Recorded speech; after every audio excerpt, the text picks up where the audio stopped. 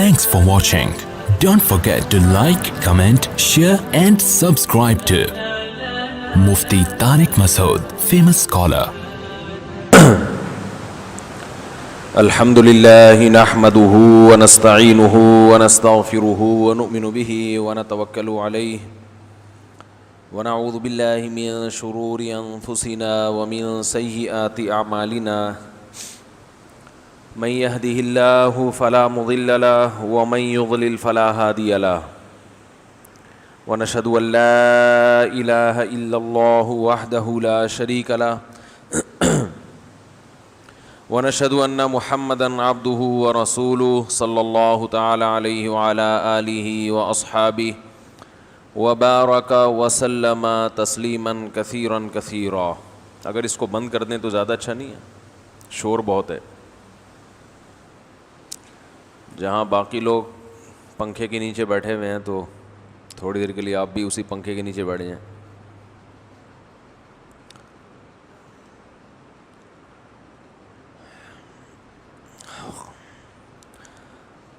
اما بعد فاعوذ باللہ من الشیطان الرجیم بسم اللہ الرحمن الرحیم وکذالک جعلناکم امة وسطا وقال النبی صلی اللہ علیہ وسلم الکیس من دان نفسه وعمل لما بعد الموت.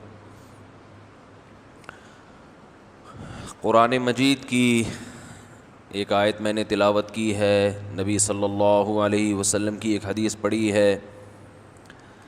اللہ تعالیٰ سے دعا ہے اللہ تعالیٰ صحیح طرح سے بات کہنے کی، سننے کی، سمجھنے کی اور پھر ہم سب کو عمل کی توفیق عطا فرمائے.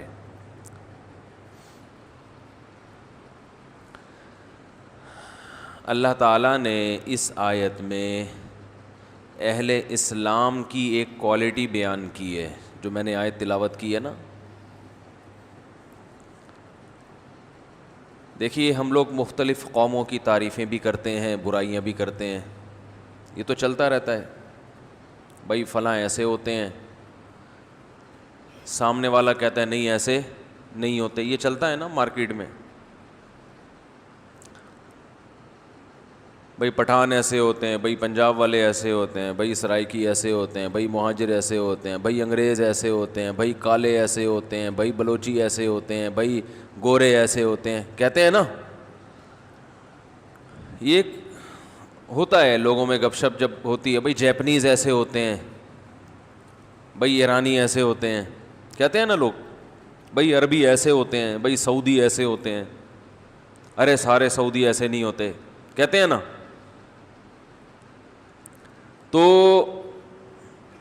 اللہ نے بھی قرآن میں بعض قوموں کی تعریفیں کی، بعض قوموں کی برائیاں بیان کی. تو امت مسلمہ کو اللہ نے کمپیئر کیا ہے، مقابلہ کروایا ہے دوسری تمام قوموں سے کہ مسلم ایسے ہوتے ہیں، جو غیر مسلم ہیں وہ ایسے، بولو نا کیا ہو گیا، نہیں ہوتے. سمجھ رہے؟ فرمایا وَكَذَلِكَ جَعَلْنَاكُمْ أُمَّةً وَسَطًا. خوب اچھی طرح سمجھنا آج کا بیان، بہت اچھی طرح سے، اللہ کرے سمجھ میں آ جائے. اللہ نے فرمایا ہم نے تمہیں معتدل امت بنایا ہے. یعنی مسلم کیسے ہوتے ہیں؟ بولو نا، معتدل. ایسا نہیں کہ یا تو ادھر بہت جھک گئے یا ہر بات میں بیلنس، توازن، تمیز، جس کو ہم عرف میں کیا کہتے ہیں، مبالغہ آرائی نہیں ہے کہ ادھر کو چلے گئے یا بولو بھائی ادھر کو. جب ان سے کہا جائے بولو تو بولتے بھی ہیں، یہ بھی بیلنس میں آتا ہے نا. جب چپ رہنے کا کہا جاتا ہے تو کیا کرتے ہیں؟ چپ رہتے ہیں. یہ تو میں اپنی طرف سے تشریح کر رہا ہوں.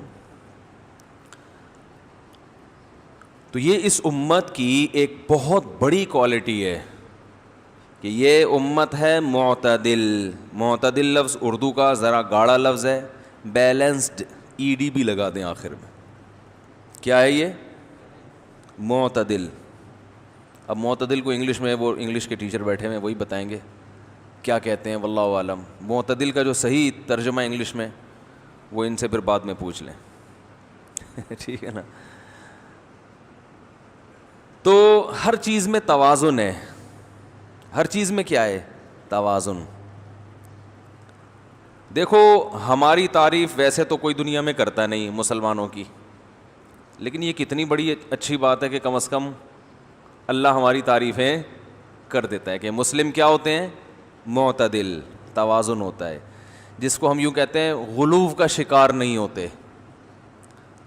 اب اللہ نے یہ نہیں کہا کہ فلاں معاملے میں تو معتدل ہوتے ہیں فلاں میں نہیں ہوتے، نہ نہ نہ نہ نہ. جب اللہ نے کہہ دیا کہ یہ متوازن ہے تو اس کا مطلب ہر چیز میں کیا ہے؟ بولو نا یار کیا ہو گیا؟ ہر چیز میں متوازن ہے، ہر چیز میں اعتدال، ہر چیز میں کیا ہے؟ اعتدال. غیر مسلم غلو کا شکار ہو جاتا ہے، توہم پرستی کا شکار ہو جاتا ہے. 13 کا عدد منحوس ہے تو بلڈنگ میں 13ویں منزل بولو بھائی ہے ہی نہیں. 12ویں کے بعد ڈائریکٹ کون سی شروع ہو جاتی ہے؟ 14ویں منزل. یہ پاگل پنا ہے کہ نہیں ہے؟ کیا خیال ہے؟ یا تو زندگی سے اتنی نفرت کہ خودکشی کر کے مار دیں گے اپنے آپ کو، یا موت سے اتنی نفرت کہ وہمی ہو جائیں گے زندگی کی ہوس میں، ساری زندگی ایک دوسرے کا جھوٹا نہیں پی رہے، کوئی بیماری نہ لگ جائے. نارمل حالات میں بھی سوشل ڈسٹینس. چلو وبا پھیلی ہوئی ہے تو ایک الگ بات ہے. مائیکل جیکسن کا تھا نا ہاتھوں میں گلوز، جرمز نہ ٹرانسفر ہو جائیں. اب آپ مائیکل جیکسن کے منہ پہ اگر چھینک دیتے، جو آدمی ہاتھوں میں جرمز برداشت نہیں کر رہا اس کے قریب کھڑے ہو کر اگر چھینک دو وہ تو چھینک سے مر جائے گا نا، اور ہو سکتا ہے کسی نے چھینکا ہی ہو. ورنہ 50 سال میں مائیکل جیکسن کی جتنی اچھی صحت تھی، اس عمر میں انسان مرتا نہیں عام طور پر. ہو سکتا ہے کسی ڈاکٹر ہی کو چھینک آ گئی ہو، خوف سے مر گیا ہو. ہمارے ہاں صبح و شام جب چھینکنا ہوتا ہے نا کسی کو تو کوشش کرتے ہیں کسی کے منہ پہ چھینکیں. کیا خیال ہے؟ کوشش لوگوں کی یہ ہوتی ہے، وہ بندہ نہ ملے تو ایک الگ بات ہے. تو مسجدوں میں دیکھ لیں، وضو خانے میں جب قلیاں کرتے ہیں تو کیا حالت ہوتی ہے، عجیب سا ایک اللہ کی پناہ ہے، بس تو بیان کرنے کے قابل نہیں. کیسے کیسے تھپیڑے پڑے ہوئے نظر آئیں گے آپ کو وضو خانوں میں. تو خیر یہ اچھا کام نہیں ہے کہیں آپ سمجھیں کہ میں تعریفیں کر رہا ہوں مسلمانوں کی. اللہ نے اہل اسلام کی ایک صفت بیان کی کہ ان میں کیا ہوتا ہے؟ اعتدال. کیا ہوتا ہے بھائی؟ اعتدال. اعتدال کی ڈیفینیشن کیا ہے؟ اچھا پہلے تو میں یہ عرض کر رہا تھا کہ جب اللہ نے کہہ دیا کہ معتدل امت ہے، اور اللہ نے کسی خاص چیز کو ہائی لائٹ نہیں کیا کہ اس معاملے میں معتدل، تو اس سے پتہ چلتا ہے کہ کوئی اسپیسیفک کوئی خاص مثال اس لیے نہیں دی گئی ہے کہ ہر چیز میں معتدل ہے. ارے 2-4 مثالیں بیان کر دی جاتی، 2-4 مثالیں، تو اس کا مطلب یہ ہوتا ہے انہی چیزوں میں ہے باقیوں میں نہیں. میں فروعی مسائل میں غلو کا قائل نہیں ہوں، لیکن میں جو رفع الیدین کرتے ہیں نا ان سے کہتا ہوں کہ نہ کرنے والوں کے دلائل بھی کمزور نہیں ہیں، ان کو بھی مان لو. یہ بھی غلو ہے کہ ایک طرف کے دلائل کو تو مان رہے ہو، دوسرے کو بالکل لفٹ ہی نہیں کراتے. یہ میرا موضوع نہیں ہے، درمیان میں گریویاں لگاتا ہوں میں، عادت ہے میری. دھونے والے انسان جب کھا رہا ہوتا ہے نا، کہیں دعوت ہوتی ہے بھائی، کہیں دعوت ہوتی ہے تو آپ فوکس ایک کھانے کو کرتے ہیں، لیکن میزبان کہتا ہے یار یہ بھی میں نے تمہارے لیے بنائے ہیں تو دھونے والے لے لو یہاں سے. کہتا ہے نا مہمان، سوری میزبان، کہ یار یہ اتنا کچھ رکھا ہوا ہے، ٹھیک ہے آپ نہیں کھاتے لیکن میری چاہت کے لیے دھونے والے یہاں سے بھی لے لے. تو بیان کے دوران ہم ایک دھونے والے دائیں بائیں بھی لے لیتے ہیں، وہ بھی لوگوں کی ضرورت ہے. امام ترمذی جو امام بخاری کے شاگرد ہیں، انہوں نے جب رفع الیدین کرنے کی حدیث ذکر کی ہے نا، اس کے نیچے لکھا ہے وَبِهِ يَقُولُ بعض اہل العلم من اصحاب النبی صلی اللہ علیہ وسلم. رفع الیدین کرنا یہ قول اہل علم میں بعض صحابہ کا ہے. سمجھ میں آ رہی ہے بات؟ اہل علم میں بعض صحابہ. جب رفع الیدین نہ کرنے کی حدیث ذکر کی ہے تو امام ترمذی کہتے ہیں وَبِهِ يَقُولُ غَيْرُ وَاحِدٍ مِّنْ أَهْلِ الْعِلْمِ مِنْ أَصْحَابِ النَّبِيِّ صلی اللہ علیہ وسلم. یہی قول بہت سارے صحابہ کا ہے اہل علم. سمجھ میں نہیں آ رہی میرا خیال ہے بات. یہ قول اہل علم میں بہت سے صحابہ کا ہے. اور کمال کی بات یہ کہ جب رفع الیدین کرنے کا ذکر کیا اور فرمایا کہ یہی قول بعض اہل علم صحابہ کا ہے تو ان صحابہ کے نام بھی ہائی لائٹ کیے ہیں. لیکن جب یہ ذکر کیا رفع الیدین نہ کرنے کی حدیث تو نیچے لکھا ہے کہ یہ بہت سارے صحابہ کا قول ہے, ان کے نام ذکر بولو بھائی نہیں کیے. اس لیے کہ جو چیز متعین اور محدود ہوتی ہے اس کا نام لیا جاتا ہے, اور یہ بتانے کے لیے کہ ان کے علاوہ جو تھے وہ سب کیا تھے, بولو بھائی نہیں کرنے کے قائل تھے. اب بات سے بات نکلتی ہے چلی گئی ہے تو پھر کیونکہ ادھورے کلپ بنتے ہیں پھر لوگ لتاڑتے ہیں. اس میں بعض حضرات یہ کہتے ہیں کہ رفع الیدین کرنے کی حدیثیں زیادہ ہیں لہذا کرنا سنت ہے, نہ کرنے کی حدیثیں کم ہیں. تو اس میں دو مبالغے ہوتے ہیں, یاد رکھو. کرنے کی حدیثیں یہ جو کہا جاتا ہے نا زیادہ ہیں, میں مانتا ہوں زیادہ ہیں, اتنی نہیں ہے جتنا دعویٰ کیا جاتا ہے. کیونکہ تکبیر تحریمہ والا رفع الیدین کی حدیثیں بھی اس میں ڈال دی جاتی ہیں, سمجھ رہے ہیں نا. اور جن جن مقامات پر رفع الیدین کرنا سنت ہے ان کے علاوہ جو حدیثیں جن سے نہ کرنے کی بھی ثابت ہو رہی ہے وہ بھی اسی میں ڈال دی جاتی ہیں. حالانکہ ان سے ایک میں مثال سے بات سمجھاتا ہوں. بخاری میں ایسی حدیث بھی ہے کہ رکوع میں جاتے ہوئے کیا, رکوع سے اٹھتے ہوئے نہیں کیا. اب یہ حنفیہ کی دلیل ہے کہ نبی نے رفع الیدین آہستہ آہستہ ترک کیا ہے. آہستہ آہستہ کیا کیا ہے آپ صلی اللہ علیہ وسلم نے؟ کیونکہ سنن نسائی کی بالکل صحیح حدیث جس کو علامہ ناصر الدین البانی رحمہ اللہ نے بھی صحیح کہا ہے, اس میں آتا ہے کہ 2 سجدوں کے درمیان بھی نبی نے رفع الیدین کیا ہے. امام ابو حنیفہ کا دعویٰ ہے کہ نبی صلی اللہ علیہ وسلم نے رفع الیدین کرتے تھے مگر آخر عمر میں ترک کیا ہے.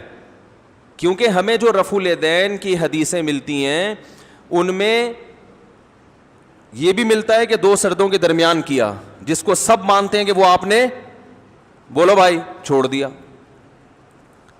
یہ بھی حدیث ملتی ہے کہ سلام کے وقت بھی رفع الیدین تھا لیکن وہ بھی نبی صلی اللہ علیہ وسلم نے چھوڑ دیا. صحیح مسلم کی حدیث ہے کہ صحابہ کرام سلام کے وقت رفع الیدین کر رہے تھے. آپ صلی اللہ علیہ وسلم نے فرمایا مالی اراکم رافعی ایدیکم کأنہا اذناب خیل شمس اسکنوا فی الصلاۃ.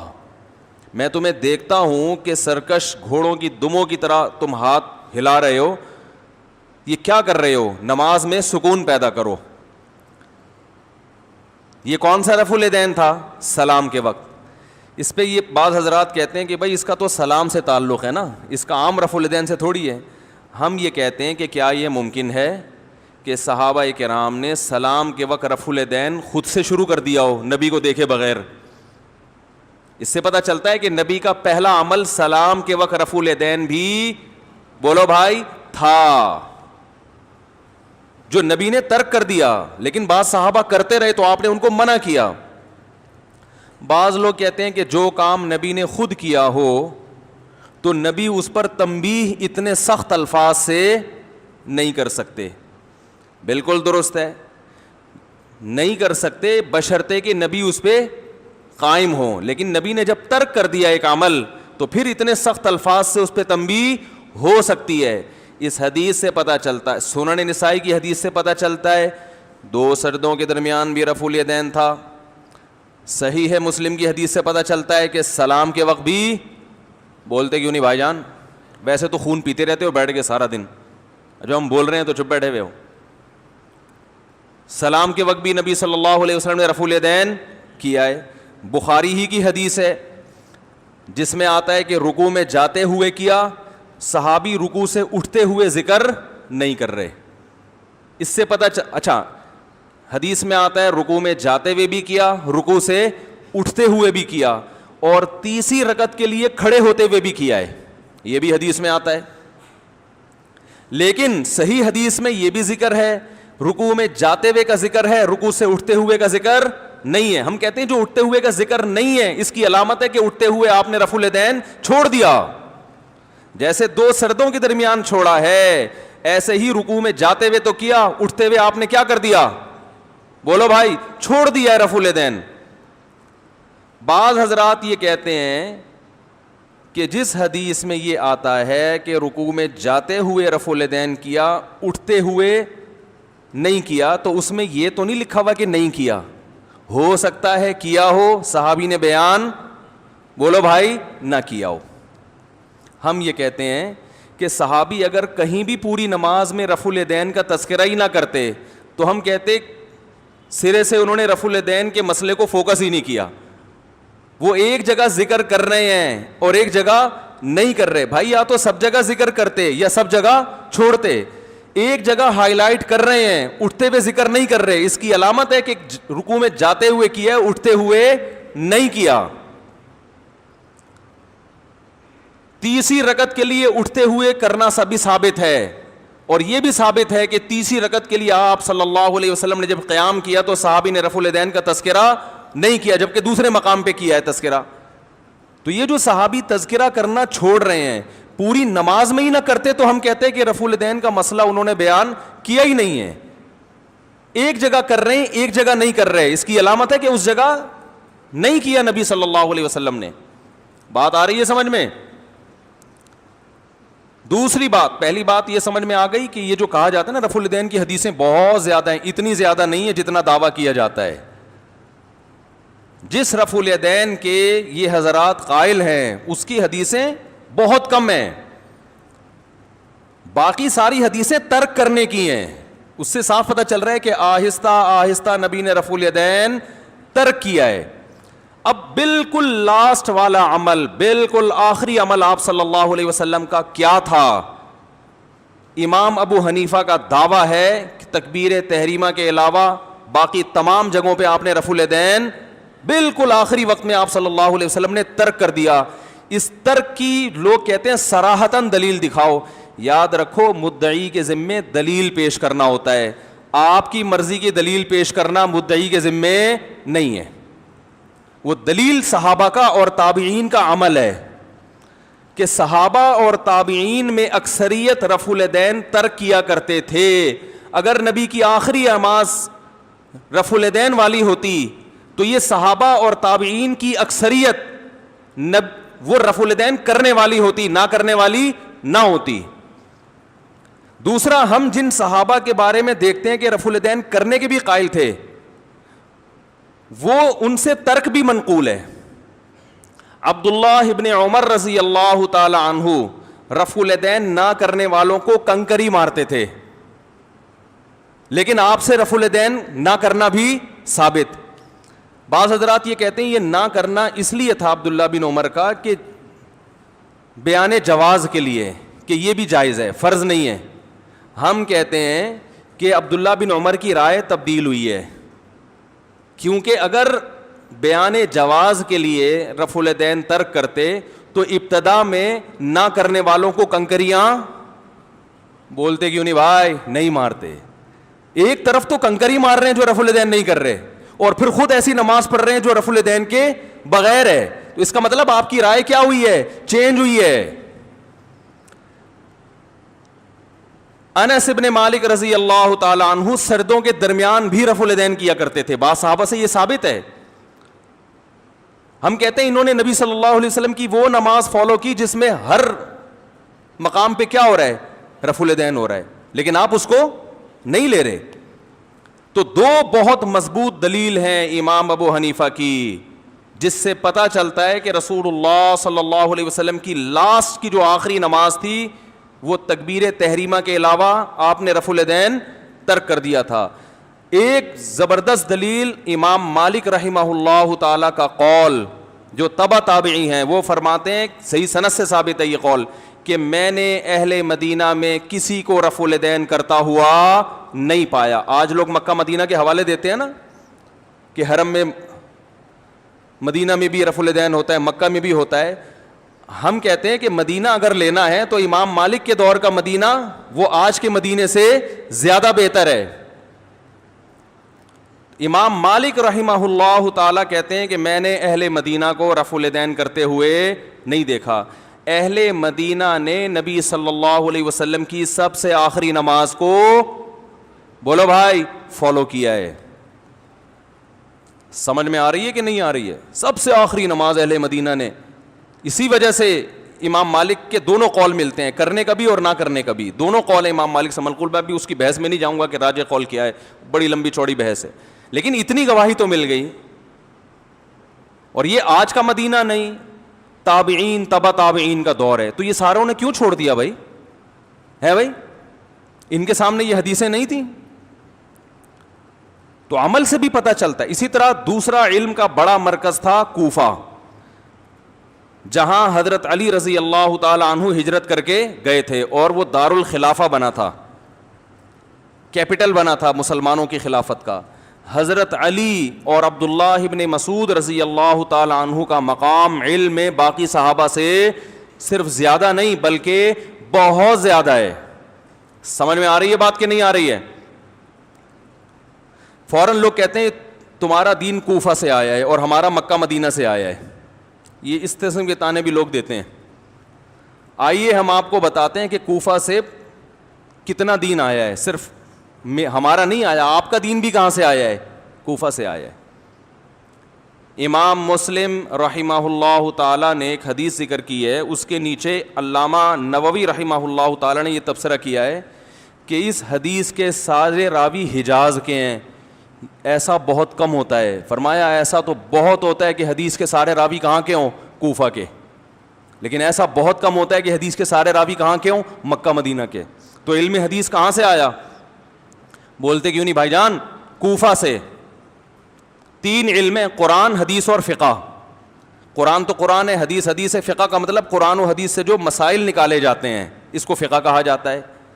قرآن کہاں سے آیا؟ یہ جو ہم قرات کر رہے ہیں نا, 7 متواتر قراتیں ہیں نا, سب سے مشہور قرات بروایت حفص عن عاصم ہے, اور یہ کہاں کے تھے؟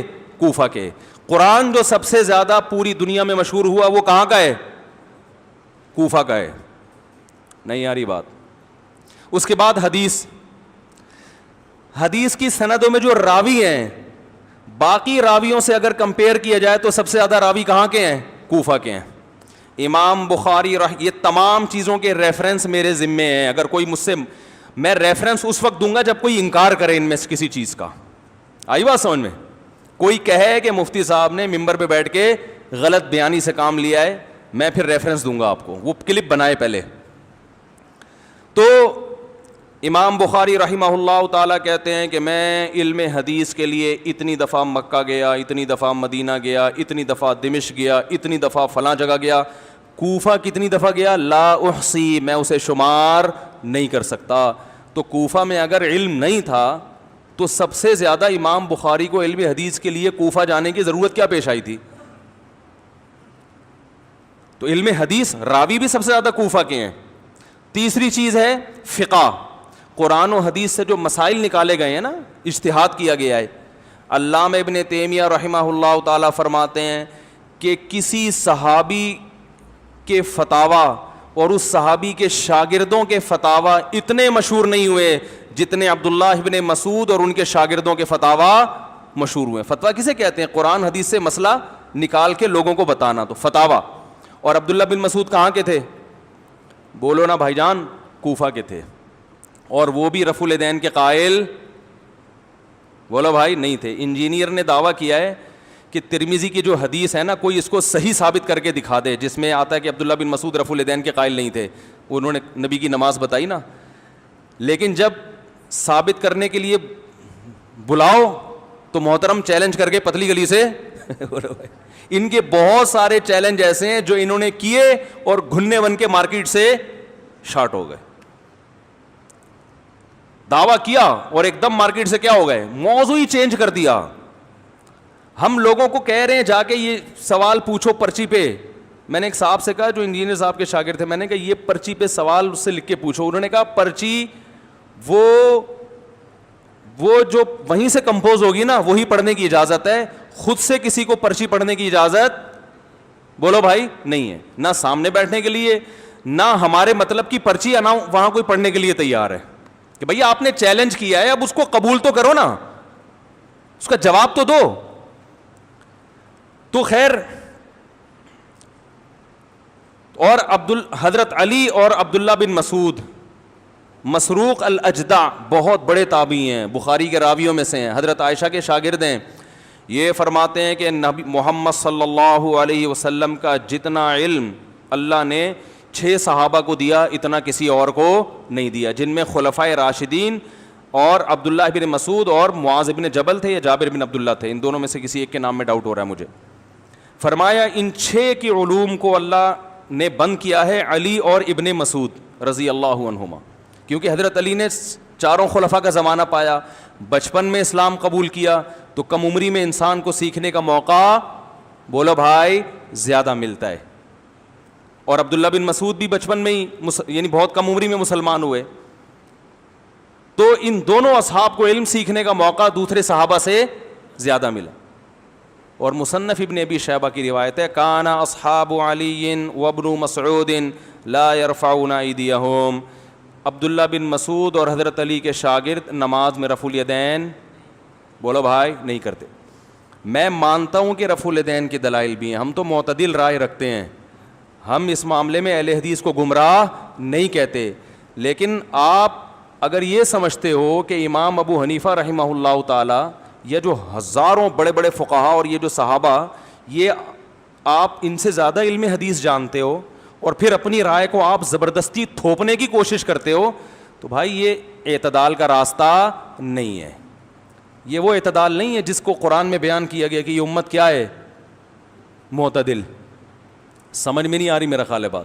تو دلائل ہر ایک کے پاس ہوتے ہیں, اور امام ابو حنیفہ کی ویسے بھی عادت ہے کہ احادیث میں جو حدیث قرآن سے زیادہ میچ کرتی ہے وہ اس کو لیتے ہیں.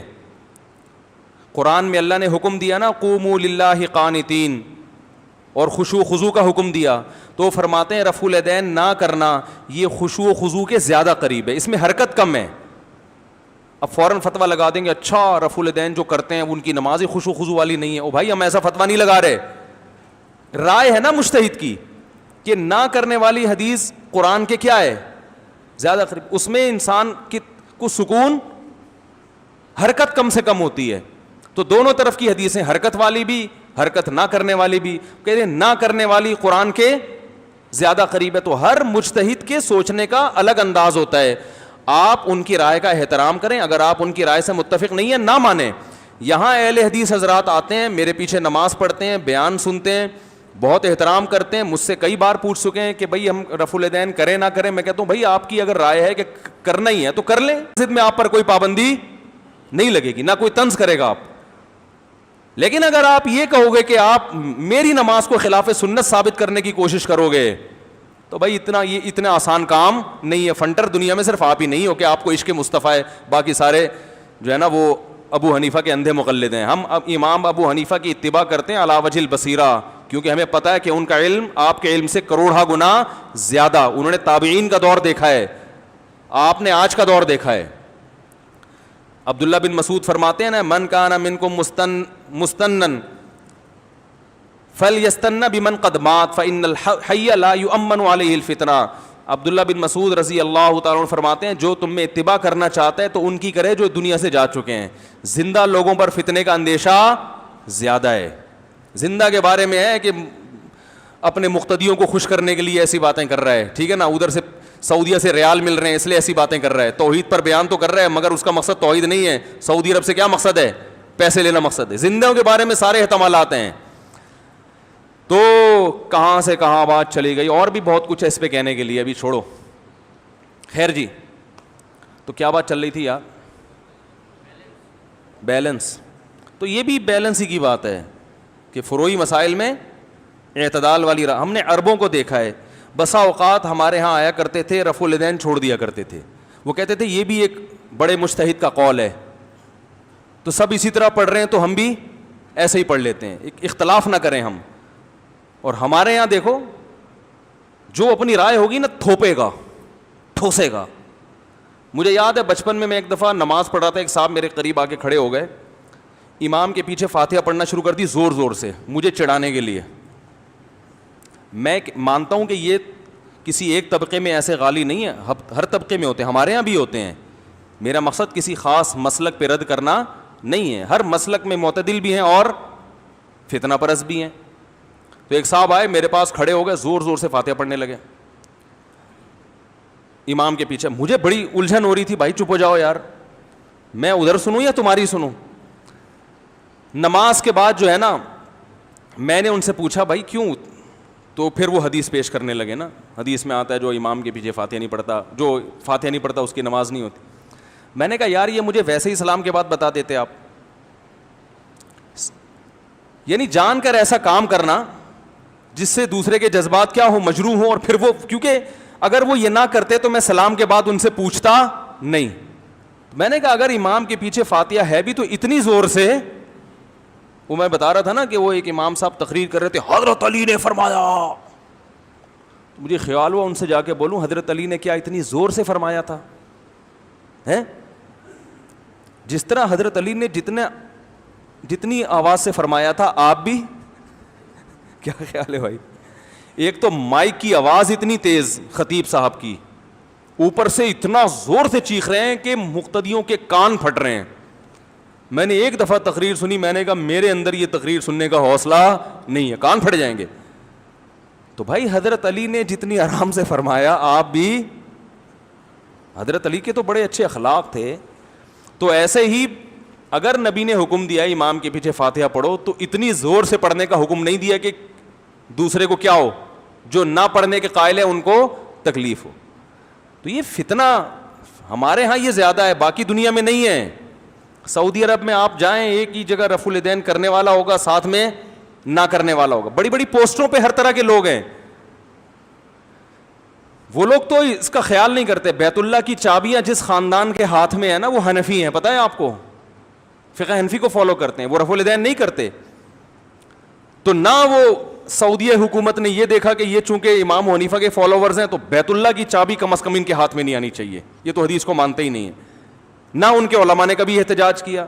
لیکن جو حرمین کے امام ہیں وہ حنبلی ہیں, تو اس پہ بیت اللہ کے جو چابی بردار ہیں ان کو کبھی اعتراض, بولو بھائی, نہیں ہوا. اس لیے کہ سب مکاتب فکر, سب کی اصل کیا ہے, قرآن و سنت ہی ہے, سب صحابہ تابعین سے ثابت ہے, تو سب ٹھیک ہے. لیکن کوئی انڈیا یا پاکستان کا بندہ چلا جائے نا, وہ بم بن کے آتا ہے. کورونا سے اتنا سوشل ڈسٹینس ضروری نہیں ہے جتنا اس قسم کے فتنوں سے سوشل ڈسٹینس, بولو بھائی, ضروری ہے. دور سے دیکھو تو سمجھ لو کہ آگے ٹکر مارے گا یہ. خیر, کہاں سے کہاں بات چلی گئی بھائی, جلدی سے بات کو سمیٹیں. دوبارہ اسی ٹون میں آ جاتا ہوں میں, ٹھیک ہے نا. تو اللہ تعالیٰ نے اس امت کی تعریف کی, اور اللہ نے فرمایا کہ یہ امت کیا ہے, بولو بھائی, معتدل. لیکن امت کی حرکتیں دیکھ کے پتہ چل رہا ہے کہ اعتدال کہاں گیا ہوا ہے, بولو بھائی. بس چھوڑو کہاں گیا ہوا ہے, لوگ کہتے ہیں ممبر پہ کیسی باتیں کرتے ہیں مفتی صاحب. کسی بھی چیز میں اعتدال نظر نہیں آ رہا. تو بھائی اللہ کا کلام معاذ اللہ نقل کفر یا تو غلط ہے یا اللہ صحیح ہے, ہم اسلام کو فالو نہیں کر رہے. کیونکہ جب یہ آیتیں نازل ہوئیں تو اس وقت صحابہ کرام تھے, تو وہ اس آیت کا پورا مصداق تھے. ان کی طبیعت میں اعتدال تھا, غلو نہیں تھا. ہماری طبیعت میں اعتدال بولو بھائی نہیں ہے. ہر معاملے میں آپ دیکھ لو, ہر معاملے میں. کچھ لوگ ہیں معتدل بھی ہیں, کیونکہ امت گمراہی پہ کبھی جمع نہیں ہو سکتی, لیکن عمومی جو ماحول چل رہا ہے نا وہ عجیب ہی چل رہا ہے, اور خاص طور پر ہمارا پاکستان کا, یہاں اعتدال بالکل بھی نہیں ہے. میں چند مثالیں دیتا ہوں. یا تو بالکل ہی لبرل ہیں, ایک ٹائم کی نماز نہیں پڑھے گا, یا عشق مصطفیٰ میں بالکل آپے سے باہر ہو جائیں گے. وہ کام کریں گے کہ آدمی حیران ہوتا ہے, یار ڈانس ہو رہا ہے عشق مصطفیٰ میں ہے بھائی, کھا رہے ہیں, حالانکہ عشق مصطفیٰ میں تو کھلانا ہے نا. کھانا کا تو میں نے کہیں بھی, کھانے کا تو حدیث میں آتا ہے کہ سب سے بدترین برتن بھرنے کے لحاظ سے انسان کا پیٹ ہے. نبی کو سب سے زیادہ بھری ہوئی جو چیز بری لگتی تھی وہ کیا لگتا تھا؟ پیٹ. کبھی آپ صلی اللہ علیہ وسلم نے پیٹ بھر کے کھانا نہیں کھایا, مگر ہمارے ہاں عشق مصطفیٰ میں کھایا نہیں بلکہ پھوڑا جاتا ہے. ایسا ہے کہ نہیں ہے؟ ٹھیک ہے پڑھے لکھے لوگ نہیں کرتے ہوں گے یہ کام, لیکن بہت سے کام پڑھے لکھے بھی کر رہے ہیں. بھی ایک کہیں انتقال کی خبر آئی کسی کی کہ جمعے کے دن فلاں کا انتقال ہو گیا ہے. اب کورونا میں انتقال بہت ہو رہے ہیں, ذہن میں رکھیں. ہر واٹس ایپ پہ روزانہ کوئی نہ کوئی ریلیٹیو ہے جس کی میت کی خبر آ رہی ہے. اب تو مان لو کہ یہ ہے, اب تو مان لو. اب بھی بہت سے لوگ کہہ رہے ہیں کچھ بھی نہیں ہے, ڈرامے بازی ہے, پینک پھیلایا جا رہا ہے, خوف پھیلایا جا رہا ہے. او بھائی مر رہے ہیں لوگ, مر رہے ہیں. نہیں یقین آ رہا ہسپتالوں میں جا کے دیکھو. جی کیا کہہ رہے ہیں, کیا کہہ رہے ہیں؟ ویسے ہی مر رہے ہیں, ویسے میں بتاتا ہوں, ویسے ہی مر رہے ہیں. میں بھی بتاتا ہوں اس کا جواب, بتاتا ہوں. میں نے سوچا تھا کورونا کے ٹاپک پہ بات نہیں کروں گا, لیکن چلو دیکھیں. ہو پتہ ہے کیا رہا ہے؟ ہو یہ رہا ہے کہ جو بیمار ہوتا ہے نا اس پہ یہ وائرس جلدی اٹیک کرتا ہے. میں آپ کو کل کا واقعہ بتاؤں. ہمارے ایک دوست ہیں جامعۃ الرشید کے استاذ ہیں, ان کے کوئی ریلیٹیو گر گئے, کولے کی ہڈی ٹوٹ گئی, ہسپتال میں ان کو لے کر گئے, ٹھیک ہے نا. ڈاکٹر نے کرونا کا ٹیسٹ بتا دیا پازیٹیو ہے, اور ان کا انتقال ہو گیا. ایک طوفان کھڑا ہو گیا, صحیح ہے نا, کہ یار یہ تو کولے کی ہڈی ٹوٹی ہے, اس کا کورونا سے کیا تعلق, اور اتنی جلدی مرنا بھی ان کا نہیں بنتا. کولے کی ہڈی سے اتنی جلدی تھوڑی مر جاتا ہے آدمی. کیا ہوا ہے کہ ڈاکٹروں کو پیسے دے کے یا فری میں یا گن پوائنٹ پہ یہ لکھوایا گیا کہ اس رپورٹ کو نیگیٹو کرو, اور میت لے کے بولو بھائی گھر آ گئے. کل میری بات ہوئی جن کے چچا تھے نا سگے, بھتیجے سے میری ڈائریکٹ کل بات ہوئی. میں نے کہا اصل کہانی کیا ہے؟ انہوں نے کہا دنیا کو یہی بتایا ہے کہ کورونا نہیں تھا, حقیقت میں کیا تھا؟ کورونا تھا. انہوں نے کہا کہ جو رپورٹ پازیٹیو آئی ہے تو ہو یہ رہا تھا کہ جب رپورٹ پازیٹیو ہوتی ہے تو ڈاکٹر میت نہیں دیتے. میت نہ دینے کی وجہ سے لواحقین پھر ڈاکٹروں پہ مسلط ہو کے اس پازیٹیو کو کیا کروا دیتے ہیں؟ نیگیٹو. ایسے 2 کیس میرے سامنے آ چکے ہیں. میں ابھی آپ کو بتاؤں, مشاہدے پر مبنی حقیقت بتا رہا ہوں, میں واٹس ایپ کی رپورٹیں نہیں بتا رہا میں. اب سوال یہ پیدا ہوتا ہے, اچھا رشتہ داروں کو بھی یہ بتایا کہ کورونا نہیں تھا, ورنہ جنازے میں نہیں آتے لوگ, وہ ڈر رہے ہوتے ہیں کہ یار یہ ہمیں نہ لگ جائے. اب سوال یہ پیدا ہوتا ہے کہ گئے تو صحیح تھے اور اتنی جلدی جنازہ کیسے ہو گیا؟ اس پہ لوگ یہ کہہ رہے ہیں ڈاکٹر زہر کے انجیکشن لگا رہے ہیں. میرے بھائی ہمارے ڈاکٹر میں مانتا ہوں اتنے نیک نہیں ہیں, لیکن اتنے برے بھی نہیں ہیں کہ اچھے بھلے آدمی کو زہر کے انجیکشن دے کے مارے ہیں. اتنا بھی نیگیٹو سوچ نہ رکھیں. ہو یہ رہا ہے کہ کولے کی ہڈی ٹوٹی ہے, کورونا پازیٹیو پہلے سے تھا, کیونکہ بہت سے لوگوں میں علامت ظاہر نہیں ہوتی, اتفاق سے ہاسپٹل چلے گئے تو وہ کورونا کیا آ گیا رپورٹ میں. اب لوگ ڈاکٹر سے لڑ رہے ہیں کہ یار کولے کی ہڈی کا کورونا سے کیا تعلق ہے؟ او بھائی کولے کی ہڈی کا نہیں ہے, یہ ہڈی ٹوٹنے سے پہلے سے تھا ان کو کورونا, اور اب چونکہ بیمار ہو گئے, ریزسٹنٹ پاور بالکل ختم ہو گئی ہے, تو بہت جلدی ان کی موت واقع ہو گئی. یہ سب باتیں ڈاکٹروں کی فیلڈ ہے. عوام بلا وجہ ڈاکٹروں سے الجھ کے نا, دیکھو اتنا ڈاکٹروں کو ٹینشن دی جا رہی ہے کہ اس بات کا ڈر ہے کہ یہ پہلے تو یہ ایک ڈاکٹر نے مجھے فون کیا, دیندار ڈاکٹر, کہہ رہے ہیں پہلے تو لوگ کچھ تھوڑی بہت کلیپنگ کر دیتے تھے ہمارے لیے کہ یار ڈاکٹروں کا دل گردہ ہے کہ ہسپتال میں وہ مریضوں کا علاج کر رہے ہیں, اپنی جان کو خطرے میں ڈالا ہے. اب تو کوئی کلیپنگ کرنے والا بھی نہیں, اب سب گالیاں دے رہے ہیں.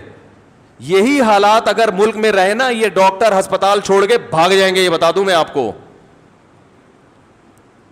یہ بھاگ جائیں گے ہسپتال چھوڑ کر. تو یہ واٹس ایپ اور فیس بک کی خبروں پہ یقین نہ کریں. جب کوئی ایسا ہوتا ہے نا, کوئی کہہ کہ ڈاکٹر نے پازیٹیو ڈالا ہے, آپ اس ڈاکٹر سے رابطہ کریں, یار اصل کہانی بتاؤ ہے کیا. وہ ڈاکٹر آپ کو بتائے گا کہ بھائی اصل کہانی ہے کیا. وہ جو پیشنٹ گیا نا, ایک صاحب کہہ رہے ہیں میں اپنے مریض کو لے کر گیا تھا, بالکل صحیح تھا, 1 گھنٹے میں انتقال ہو گیا. بالکل صحیح تھا تو لے کر گئے کیوں تھے آپ ڈاکٹر ہسپتال؟ اس کو اتنی سینس نہیں ہے, گولے گھنٹے کھانے گیا تھا وہ ہاسپٹل اگر بالکل صحیح تھا. ہو یہ رہا ہے کہ پیشنٹ بعض دفعہ بالکل صحیح ہوتا ہے, لیکن 1-2 گھنٹے کے اندر موتیں واقع ہو رہی ہیں. ہمارے بعض ریلیٹو ایسے ہیں جنہوں نے ویڈیو بیان ریکارڈ کروایا کہ مجھے کورونا ہے اور آپ لوگ احتیاط کریں, اب میں الحمدللہ ٹھیک ہو گیا. 2 گھنٹے میں ان کی ڈیتھ واقع ہو, انتقال ہو گیا. اب اس قسم کی باتیں کرو تو لوگ کہتے ہیں پینک پھیلا رہے ہیں, ڈرا رہے ہیں لوگوں کو, خوف پھیلا رہے ہیں. بھائی حقیقت بیان کی جا رہی ہے, اور یہ بیان کیا جا رہا ہے کہ آپ تھوڑی سی کیا کر لیں, بولو بھائی, احتیاط کر لیں بس. اب اس کے لیے تھوڑا سا ڈرانا تو ضروری ہے نا, بغیر ڈرائے تھوڑی کوئی احتیاط کرے گا. اب میں کہوں کچھ بھی نہیں ہے بھائی, مر جائیں گے نا, یہی ہوگا نا, مر جائیں گے تو کیا ہو گیا, جنازہ نہیں ملے گا نا, کوئی بات نہیں, وہ بھی مسلمان ہیں ہسپتال میں, عیدی سینٹر والے بھی مسلمان, غسل کفن دے کے دفنا دیں گے, قبر پہ جا کے فاتحہ پڑھ لینا, کیا ہوگا, یہی ہوگا نا. تو آپ ڈریں گے تو بالکل بھی نہیں, آپ کہیں گے یار مر جائیں گے زیادہ سے زیادہ. لیکن جتنوں نے مرنا ہے, مرنے والوں کی تعداد اس سے 10 گنا بولو بھائی بڑھ جائے, کیونکہ پھر آپ جھپیاں پا کے ایک دوسرے سے ملیں گے, جیسے کہ عید کے دن ملے ہیں. ہم تو منع کر رہے تھے احتیاط کرو. اچھا ایک بات چل پڑی ہے تو آ گئی ہے, غلط جو ہسپتالوں میں ہو رہا ہے نا, وہ میں بتاؤں آپ کو کیا ہو رہا ہے. یہ باتیں میں ایک بات بتا دوں, حکومت کے کہنے پہ نہیں کہہ رہا, کیونکہ لوگ مجھے بھی حکومت کا پٹھو اور حکومت کی زبان بولتا ہے.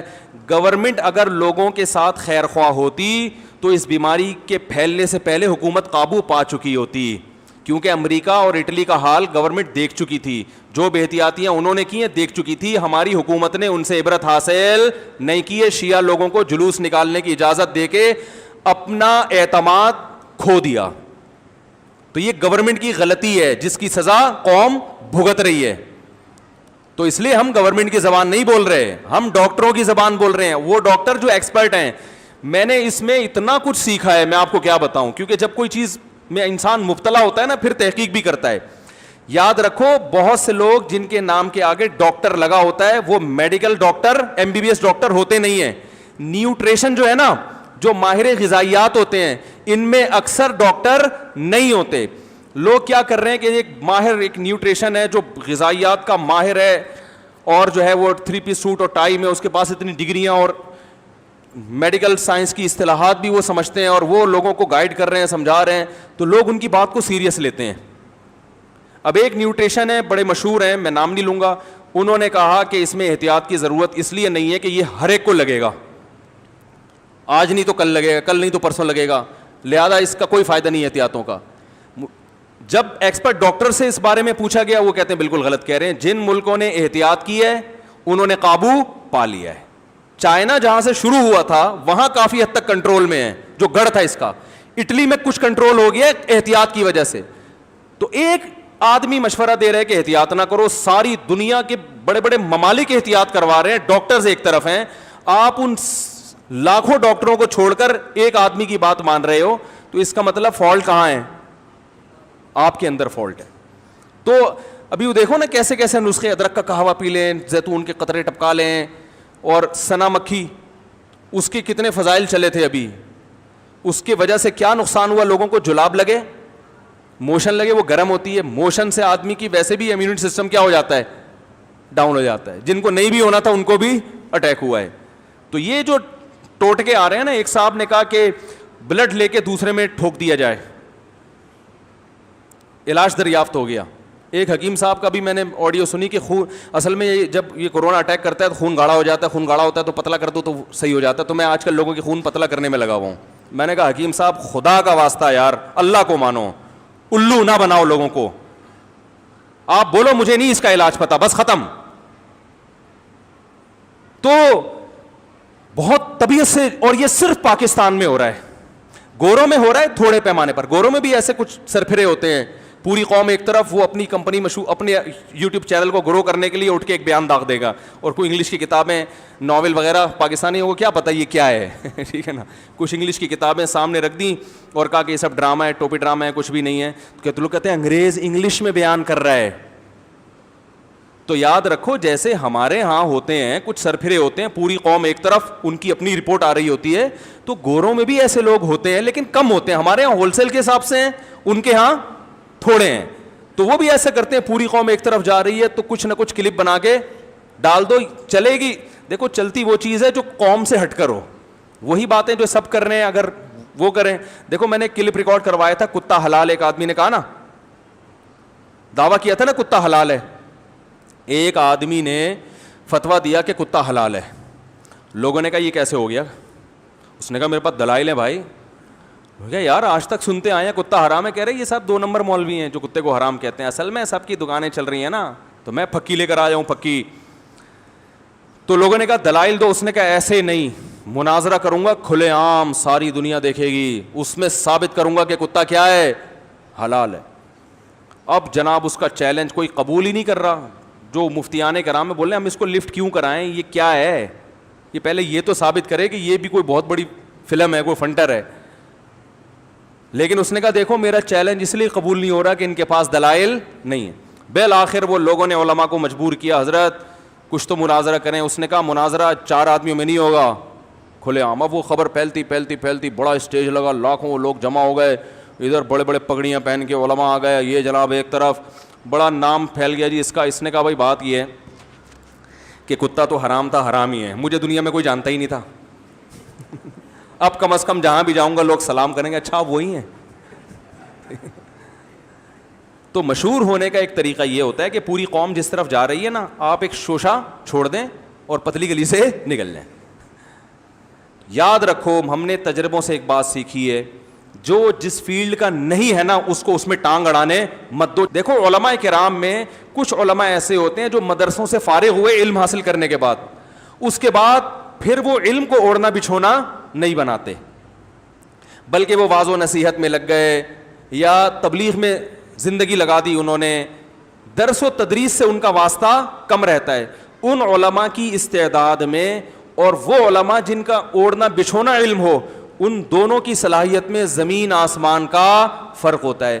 حضرت مفتی تقی عثمانی صاحب جو اتنے بڑے علامے ہیں, وجہ اس کی یہ ہے کہ جب وہ عالم بنے تو اس کے بعد سے اب تک پوری زندگی ان کا کام ہی کیا ہے, فتویٰ, تحقیق, درس, تدریس, تفسیر. صحیح ہے نا. تو مدرسے سے ہی منسلک ہیں وہ. آپ مجھے بتاؤ ایک ڈاکٹر MBBS کر کے وہ آ جائے اور گولا گنڈا بیچنا شروع کر دے, تو آپ اس کی ڈگری سے متاثر ہوگے ہیں بھائی؟ آپ جاؤ گے 10 سال کے بعد اس سے علاج کرانے, وہ کہے گا یار میں نے MBBS کیا ہوا ہے, دیکھو پراپر ڈاکٹر ہوں میں, اور ہاؤس جاب بھی 2 سال کی 1 سال کی کر چکا ہوں میں. آپ بولو گے بھائی آپ نے کیا ہے, لیکن اس کے بعد آپ اس کے علاوہ دنیا کا ہر کام کر رہے ہیں. ایکسپرٹ ڈاکٹر اس کو نہیں کہتے جس نے MBBS کر لیا ہے, کرنے کے بعد وہ اپنے شعبے میں اس نے ایک زندگی کھپائی ہو. پھر ہر ڈاکٹر کو ہر فیلڈ میں معلومات نہیں ہوتی. ہمارے ایک استاذ ہیں, ان کو بلڈ پریشر کی بیماری ہے. مجھے کل انہوں نے اپنا واقعہ سنایا کہ میں نے ایک بہت ایکسپرٹ ڈاکٹر تھے, ان کو میں نے فون کیا کہ بلڈ پریشر میں یہ دوا کھانا مناسب ہے, یہ کھانا. تو انہوں نے کہا دیکھیں میری فیلڈ بلڈ پریشر نہیں ہے, میں چائلڈ اسپیشلسٹ ہوں. تو آپ یہ کسی اس ڈاکٹر سے پوچھیں جس کی فیلڈ کیا ہے. کہتے ہیں مجھے اچھا لگا کہ دیکھو یہ پڑھا لکھا ہونے کی علامت ہے. ہمارے ہاں جس کی جو فیلڈ نہیں ہے نا, سب سے زیادہ ایکسپرٹ وہ اسی میں ہوگا. خون پتلا کر کے کرونا کا کیا کر رہا ہے, ادرک کے قہوے پلا پلا کے, نیمبو چٹا چٹا کے کیا ہو رہا ہے. اگر یہ اتنا آسان ہوتا میرے بھائی تو یہ پاگل ہے. یہ ساری دنیا جو ہے لاک ڈاؤن کی وجہ سے اربوں کھربوں روپے کی مالیت کا بیڑا غرق ہو گیا جہاز فضائی کمپنیوں کا, لاکھوں لوگ بے روزگار ہو گئے. ان کے لیے ادرک اور لیمو کو اتنا مشکل کام تھوڑی ہے یہ. تو اس لیے بھائی اگر ایکسپرٹ ڈاکٹر تک آپ کی رسائی ہے تو ٹھیک ہے, نہیں تو چپ کر کے بیٹھ جاؤ آرام. جیسے ساری دنیا چل رہی ہے نا ایسے چلو. میں نے ایک بیان کیا تھا کہ ماحول کے, بھائی میری گھڑی صحیح ٹائم بتا رہی ہے, کیا ٹائم ہو رہا ہے؟ 16 ہو رہے ہیں نا. اچھا, یہ گھڑی 2:45 بجا رہی ہے. ہاں, تو ایک اصول یاد رکھو, ساری دنیا جو کہہ رہی ہوتی ہے نا, یا ماحول جو آپ کو بتا رہا ہے, جب تک ماحول کے غلط ہونے کی 100% دلیل آپ کے پاس نہ ہو, ماحول کے خلاف نہیں چلنا چاہیے. لوگ کہتے ہیں نا جہاں دنیا جا رہی ہے اس کے اگینسٹ چلو. نا نا نا نا, جہاں دنیا جا رہی ہے وہیں چلو تم بھی. ہاں, جہاں دنیا جا رہی ہے اس دنیا کے غلط ہونے کے 100% دلائل اگر آپ کے پاس آ جائیں, پھر ادھر نہ جاؤ. بلا وجہ ماحول سے ٹکر لینا یہ اچھا کام, بولتے کیوں نہیں. ماحول یہ چل رہا ہے کہ دولہا شیروانی پہنتا ہے, ماحول چل رہا ہے نا. دولہا عام طور پہ پگڑی بھی پہنتے ہیں یا 3 پیس سوٹ پہن لیتے ہیں. ماحول یہ چل رہا ہے, ساری دنیا, انگریز بھی کرتے ہیں, جب بھی دولہا بنتے ہیں تھوڑے سے تو نہا دھو کے آ جائیں گے نا وہ بھی. تو آپ نے کیا کیا, ماحول جس طرف جا رہا ہے میں ماحول کے اگینسٹ چلوں گا. یہ کیا سارے ہی شیروانی, میں دھوتی بنیان میں آؤں گا. آ جاؤ آپ دھوتی بنیان میں. اب کوئی آپ سے کہے کہ یار یہ آپ کو کوئی کہاں حدیث میں لکھا ہے کہ جی شیروانی ہی پہننی ہے, میں ماحول کو نہیں, ساری دنیا اگر ایک کام کر رہی ہے تو میں بھی وہی کام کروں, پھر دنیا میں اور مجھ میں فرق کیا ہو گیا؟ بے وقوف کہیں گے کہ نہیں کہیں گے؟ او بھائی جان, ساری دنیا ایک کام کر رہی ہے, کلچر کا حصہ ہے یہ, غلط تھوڑی کر رہی ہے. آپ یا تو دلائل سے ثابت کریں کہ غلط کر رہی ہے. اس لیے مجھے عامر لیاقت کے کرتوں پہ کبھی اعتراض, بولو بھائی, نہیں ہوا. لوگ بڑے اعتراض کرتے ہیں, ہر بیان میں نیا کرتا ہوتا ہے. بھائی کوئی بات نہیں, کرتا ہے تو پہننے دو یار. تو جو ماحول چل رہا ہے نا, ماحول یہ چل رہا ہے کہ سب نے اپنے بچوں کو کیا پڑھانا ہے, اسکول بھیجنا ہے کہ نہیں بھیجنا. آپ فنٹر اٹھے, آپ نے کہا میں اسکول نہیں بھیجوں گا کیونکہ اسکول میں یہ ہوتا ہے, اسکول میں یہ ہوتا ہے. بچہ باغی ہو جائے گا بڑے ہو کر, بولے گا سب بچے اسکول جا رہے ہیں, میرے ابا مجھے کوئی نہیں بھیج رہے ہیں. ہاں, یا تو آپ کے پاس اس کا آلٹرنیٹ ہو, ہوم اسکولنگ کا اتنا خاندانی نظام ہو کہ صاف فرق پتہ چل جائے کہ یار یہ اسکول جانے والے بچوں سے زیادہ ترقی کر. جب تک اتنا مضبوط آلٹرنیٹ نہیں ہے تو جو کام ساری دنیا کر رہی ہے نا تمیز سے, بولو بھائی وہی کام کرو. ہاں, یہ ضرور ہے کہ برے اسکول میں نہیں لے کے جاؤ, اچھے اسکول میں لے کے جاؤ. ماحول بہت ساری چیزوں میں جو ہے نا, جو کیونکہ دنیا ساری بلا وجہ غلط نہیں ہوتی بھائی. تو ساری دنیا میں لاک ڈاؤن چل رہا ہے اور سب ایک پلیٹ فارم پہ جمع ہیں, جو ان کی حکومتیں کہہ رہی ہیں فالو کر رہے ہیں. انڈیا میں لاک ڈاؤن سب نے ایکسیپٹ کیا اس کو, اٹلی میں سب نے ایکسیپٹ کیا, امریکہ میں وہ جو کالے کا قتل ہوا تو دھریاں اڑا دی انہوں نے, لیکن نارملی وہ بھی ایکسیپٹ کر رہے تھے. سوئٹزرلینڈ میں بیماری پہ قابو پا لیا اس لیے کہ انہوں نے احتیاطی تدبیر پر عمل, بولو بھائی, کیا. ان کے ہاں لاک ڈاؤن نہیں ہوا اس لیے کہ ویسے ہی انہوں نے اتنی احتیاط کر لی, سوشل ڈسٹینس, سینیٹائزر کا استعمال, تمیز سے زندگی گزار رہے ہیں, وہاں کوئی بڑی تباہی نہیں آئی. پاکستانی قوم دنیا میں واحد قوم ہے جسے کسی بات کو سمجھانا اونٹ کو رکشے میں بٹھانے سے زیادہ مشکل ہے. ہر طرف مختلف قسم کی رائے آنا شروع. آپ بولو بیماری پھیل رہی ہے, نہیں پھیل رہی, ہے ہی نہیں, سب بکواس ہے. پہلے 6 مہینے آپ کو یہ مناظرہ کرنے میں لگیں گے کہ ہے, پھر 6 مہینے اس میں لگیں گے, مان لیا ہے نا, دیکھ لیا اپنے, ہاں ہے, میرے ماموں کو بھی ہوا تھا, ہاں ہے. اب ہے تو سازش ہے, کیا ہے یہ؟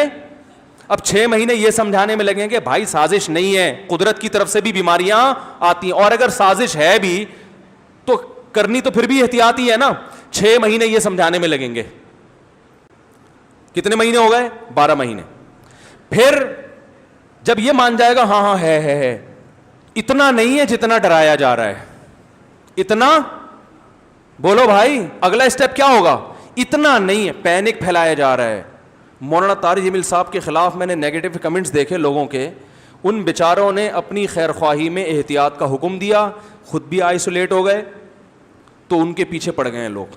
یہ دیکھو ایک آدمی تمہاری خیر خواہی کر رہا ہے, ان کا کیا پیسے مل رہے ہیں گورنمنٹ سے ان کو, تو تیسرا شوشہ کیا چھوڑا جا رہا ہے؟ پینک، خوف پھیلایا جا رہا ہے. اتنا نہیں ہے، 6 مہینے یہ سمجھانے میں لگیں گے کہ اتنا ہے. اب لوگوں نے یہ بھی مان لیا کہ ہے. موت کا ریشو پہلے سے بڑھ گیا ہے. 3 دن کے اندر میرے واٹس ایپ پہ جو ہمارے ریلیٹیوز کی موتوں کی خبریں آئی ہیں نا، میں دعوے سے کہتا ہوں پوری زندگی میں 3 دن کے اندر اتنی موتیں میں نے نہیں سنی ہے جتنی اس 3 دن کے اندر میں نے اپنے ریلیٹیوز میں سن لی ہیں. موت کا ریشو بڑھ گیا. تو اب اگلا 6 مہینے یہ سمجھانے میں لگیں گے.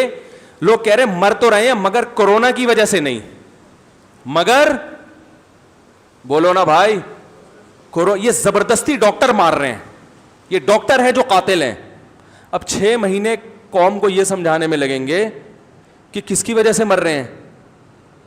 دیکھو یہ ہارٹ اٹیک سے جو مر رہا ہے نا، وہ ہارٹ اٹیک سے رہا ہے، مگر اٹیک ہوا کیوں ہے اس کو؟ اس کی جو قوت مدافعت ہے کورونا کے اٹیک کی وجہ سے کیا ہو گئی ہے؟ کم ہو گئی ہے. میں نے پرسوں جنازہ پڑھایا، 40 سالہ خاتون تھی، شوگر کی وجہ سے انتقال ہوا تھا. بات آ رہی ہے؟ سنو میری بات. ان کے سگے بھائی نے مجھے بتایا کہ کورونا ان کا پازیٹیو تھا. شوگر تو بہت پہلے سے تھی ان کو، کورونا پازیٹیو ہونے کی وجہ سے وہ شوگر کے خلاف نہیں لڑ سکی اور ان کا انتقال ہو گیا.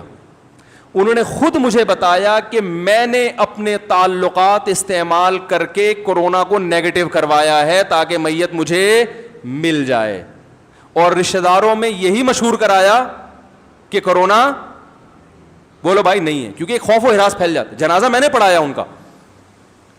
تو ہارٹ اٹیک سے مر رہا ہے کوئی، شوگر سے مر رہا ہے، وہ ڈاکٹر جب کہتا ہے نا پازیٹیو ہے تو بلا وجہ ڈاکٹر کو کہنا جھوٹ بول رہا ہے. اور یہ دنیا کا سب سے بڑا جھوٹ ہے کہ کرونا کا کیس بنانے پر ڈاکٹر کو پیسے ملتے ہیں. ڈاکٹر کو ایک دھیلا بھی بولو نا بھائی نہیں ملتا. کورونا میں ڈالنے میں ڈاکٹر کو کچھ بھی نہیں مل رہا. اس میں جو باقی جو مسائل کھڑے ہیں نا، یہ جو بڑا مسئلہ ہو رہا ہے نا، جو خطرناک، وہ یہ ہو رہا ہے کہ پرائیویٹ ہسپتالوں نے علاج کی فیسیں بڑھا دی ہیں، جو کہ انتہائی غیر اخلاقی حرکت ہے. اس وقت قوم کا ساتھ دینے کے لیے اپنے چارجز ان کو کم کرنے چاہیے تھے، انہوں نے اس کو کیا بنا لیا؟ بزنس. یہ ایک نیگیٹو چیز ہے جس کے خلاف آواز اٹھنی چاہیے. اللہ تعالیٰ عمل کی توفیق عطا فرمائے. جمعے کی نماز کے بعد جنہوں نے بیٹھنا ہوگا بیٹھیں. اس ٹاپک پہ میں تھوڑی سی مزید بات کروں گا. اچھا، یہ میں ایک چھوٹی سی بات کا جواب دے دوں، پھر میں سوالات کا جواب دیتا ہوں. 2 چیزوں کا جواب دینا ہے میں نے. یہی جو میں نے ابھی بیان کیا نا، پینک پھیلایا جا رہا ہے، ڈرایا جا رہا ہے. یہ ڈرایا اس لیے جا رہا ہے تاکہ احتیاط کرو. اس کا مقصد آپ کو خوفزدہ کر کے مارنا نہیں ہے. دیکھو میں ایک مثال دوں. ہم جب چھوٹے تھے نا تو ہماری رہائش تھی نیول کالونی میں. سمندر وہاں سے قریب ہے، نیوی کی آبادی ہے. میرے والد صاحب چونکہ نیوی میں تھے تو اطلاع آئی تھی کہ سمندری طوفان آ رہا ہے. میری عمر اس وقت 8-10 سال ہوگی اور بہت مستند خبر تھی کہ کراچی کی طرف سمندری طوفان ہے جو ادھر منوڑا پہ ہٹ کرے گا اور بہت سارے علاقوں کو لپیٹ دے گا. تو ہم نے کیا کیا، ہم رمضان بھی تھا، ہماری والدہ نے ہمیں صبح صبح اٹھا دیا 4 بجے، اور گرمیوں کے روزے تھے، اٹھا دیا کہ بھئی دعائیں مانگو اور طوفان کا بڑا شدید خطرہ ہے. ہم نے سحری بھی کی، روزہ بھی رکھا، دعائیں میں بھی لگ گئے. ایک چیز اس میں دیکھنے میں آئی کہ جتنے دنیا دار لوگ تھے بھاگ گئے، دیندار لوگ نمازوں میں لگ گئے کہ موت تو ایک دن کیا ہے، آنی ہے. اب احساس ہوتا ہے کہ دینی لحاظ سے کتنی غلط تربیت کی جا رہی ہے. مجھے وہ بچپن کا واقعہ اب یاد آتا ہے. اللہ کی قدرت ہوئی، وہ طوفان ٹل گیا. نہیں ٹلتا تو آج میں آپ کے سامنے یہاں نہیں بیٹھا ہوا ہوتا. انا للہ ہمارا ہو چکا ہوتا. وہ طوفان نے ہٹ گیا پھر ٹھٹھا کی طرف، اور ٹھٹھا کو بری طرح تباہ کر دیا تھا اس نے. اس میں داڑھیوں والے بھی گئے ہیں، تہجد گزار بھی گئے، ٹھیک ہے نا. نماز پڑھنا ضروری تھا اس وقت طوفان کو روکنے کے لیے، دعائیں مانگنا ضروری تھا، مگر اس علاقے سے بھاگ کر. گورنمنٹ نے بسیں بھی بھیجی تھی کہ بیٹھ کے نکل لو پتلی گلی سے. لوگ نہیں مان رہے کہ بھائی موت تو ایک دن آنی ہی آنی ہے. یقیناً آنی ہے، لیکن کب آنی ہے یہ پتہ ہے؟ اس لیے ہمیں احتیاط کا حکم ہے کہ نکل لو پتلی گلی سے یہاں سے. ہونا یہ چاہیے تھا کہ ہمیں بسوں میں بٹھایا جاتا, ہم وہاں سے بھاگتے اور تسبیح ساتھ لے کے جاتے کہ راستے میں اللہ کا بھی ذکر کرتے رہیں گے, دعائیں بھی مانگتے رہیں گے, طوفان ٹلنے کی دعا بھی مانگیں گے, اور جہاں محفوظ مقام پہ پہنچے تو وہاں مصلی بچھا کے دعائیں ہی دعائیں. تو ہمارے ہاں دینی لحاظ سے لوگوں کو بہت مس گائیڈ کیا جاتا ہے. میں اکثر ایک واقعہ سناتا ہوں, دوبارہ سن لیں, یہ بہت اہم باتیں, اللہ کا واسطہ غور سے سن لیں ان کو, تاکہ میرا خون پینا بھی لوگ بند کر دیں. مجھ سے کل کسی نے پوچھا آپ کے فینس کا کیا حال ہے. میں نے کہا آج کل گرم ہوائیں پھینک رہے ہیں ہمارے فینس جو ہے نا, وہ کہہ رہے ہیں لوگوں کو ڈرا رہا ہے, لوگوں کو ڈرا رہا ہے, الٹی الٹی باتیں کر رہا ہے. اس موقع پہ تو توکل سکھانا چاہیے, اس موقع پہ تو لوگوں کو بتانا چاہیے کہ ڈرو نہیں, صحیح ہے نا, جمے رہو, اور وغیرہ وغیرہ. تو سنو میری بات غور سے. میں ایک اکثر واقعہ بیان کرتا ہوں, فرضی واقعہ ہے, لیکن اس سے جو سبق حاصل ہوتا ہے وہ بالکل ٹھیک ہے. ایک گاؤں میں کسی نے اطلاع دی کہ سیلاب آ رہا ہے. کوئی بندہ آیا, اس نے گاؤں میں والوں کو بتایا بھائی یہاں سیلاب آ رہا ہے, اتنا تیز پیچھے سے بہاؤ ہے کہ سب تباہ ہو جائیں گے. جنہوں نے بھاگنا تھا بھاگ گئے. ایک مضبوط ایمان والا ڈٹا رہا, اس نے کہا ابے وہیں فالتو کی باتیں ہیں. پہلے تو مان نہیں رہا تھا, پھر جب یقین آیا کہ بھائی سیلاب آ رہا ہے تو اتنا تیز نہیں ہے, پھر جب پتہ چلا بہت اسپیڈ ہے, تو اس نے کہا بچانے والا کون ہے؟ اللہ. ہم نے تو بہت سے لوگوں کو دیکھا احتیاطی تدبیریں اختیار کی ہیں, سیلابوں میں پھر بھی مر گئے, اور بہت سے لوگ بھاگے تو وہاں جہاں بھاگے تھے وہاں کسی کھڈے میں گر گئے. وہ ایسے واقعات بھی بہت ہوتے ہیں نا, کہ ابے بہت سے ہم نے دیکھے احتیاط کرتے ہیں پھر بھی مرتے ہیں. بہت سے گٹکا کھانے والے ایسے ہیں جن کو کینسر نہیں ہوتا منہ کا, اور بہت سے ایسے ہیں جو گٹکے نہیں کھاتے پھر بھی منہ کے کینسر سے ان کا انتقال ہوا. تو اس بیس پہ اب صبح شام گٹکے پھوڑے جا رہے ہیں. ٹھیک ہے نا. میں نے گٹکے کے خلاف ایک بیان کیا تھا کہ منہ کا کینسر ہو رہا ہے, مر گئے بہت سے لوگ. ایک صاحب نے کہا میرے دادا 85 سال کے, گٹکا بھی کھاتے ہیں, پان بھی کھاتے ہیں, سگریٹ بھی پیتے ہیں, نسوار بھی کھاتے ہیں, پھر بھی زندہ ہیں. تو میں نے کہا بھائی یہ کیس ہو گیا. میں نے کہا اگر یہ چاروں چیزیں نہ کھاتے نا تو جتنی صحت اچھی ہے اس سے ڈبل اچھی ہوتی. تو دماغ صحیح سوچو گے نا تو صحیح سمت میں جائے گا, الٹا سوچو گے تو الٹا کی بھی واقعات ہیں, وہ سنا دیتا ہوں. پہلے ایک نوجوان جو ہے نا سگریٹ پی رہا, بچہ سگریٹ پی رہا تھا. اس سے کسی نے کہا کہ دیکھو بیٹا سگریٹ پینے سے عمر کم ہو جاتی ہے. صحیح بات کی کہ نہیں کی؟ بچے کی سوچ تھی نیگیٹو. بچے نے جواب دیا کہ میرے دادا تو 90 سال کے ہیں. تو اس نے کہا کہ کیا وہ سگریٹ پیتے ہیں؟ انہوں نے کہا نہیں, وہ دوسروں کے کام میں ٹانگ نہیں اڑاتے ہیں. ٹھیک ہے. کوئی اگر سگریٹ پیتا تھا تو اس کو پینے دیتے تھے. دیکھو دلیل ہر ایک کے پاس ہوتی ہے. اس بچے نے چپ کرا دیا نا کہ بھئی آپ میری عمر کم ہونا ہو, آپ کی بہرحال کم ہوگی کیونکہ آپ دوسروں کے کام میں کیا کر رہے ہیں, ٹانگ اڑا رہے ہیں. دلیل تو دے دی, مگر یہ دلیل صحیح ہے غلط دلیل ہے. تو بولنا ہر ایک کو آتا ہے میرے بھائی, ہر آدمی کچھ نہ کچھ مارکیٹ میں پھینک رہا ہے. یہ فرض دیکھنا پڑے گا صحیح کون بول رہا ہے اور غلط کون بول رہا ہے. تو دلائل ہر ایک کے پاس ہوتے ہیں. تو میں یہ عرض کر رہا تھا, اس کو لوگوں نے بتایا کہ سیلاب آ رہا ہے. بالآخر جب اس کو یقین ہو گیا نا تو آ رہا ہے, تو کہنے لگا کون بچائے گا؟ اللہ بچائے گا. سیلاب آ گیا جی, لوگ بھاگ رہے ہیں. جو بڑے مضبوط ایمان والے تھے اب وہ بھی پتلی گلی سے نکلنا شروع ہو گئے. اس نے کہا اصل تو ایمان کا امتحان اب شروع ہوا ہے. ٹھیک ہے نا. جب سیلاب کو اپنی آنکھوں سے دیکھ لیا, لوگوں نے کہا بھائی بھاگ جا. اس نے کہا بچانے والی ذات اللہ کی ہے, نہیں بھاگوں گا, اللہ بچائے گا.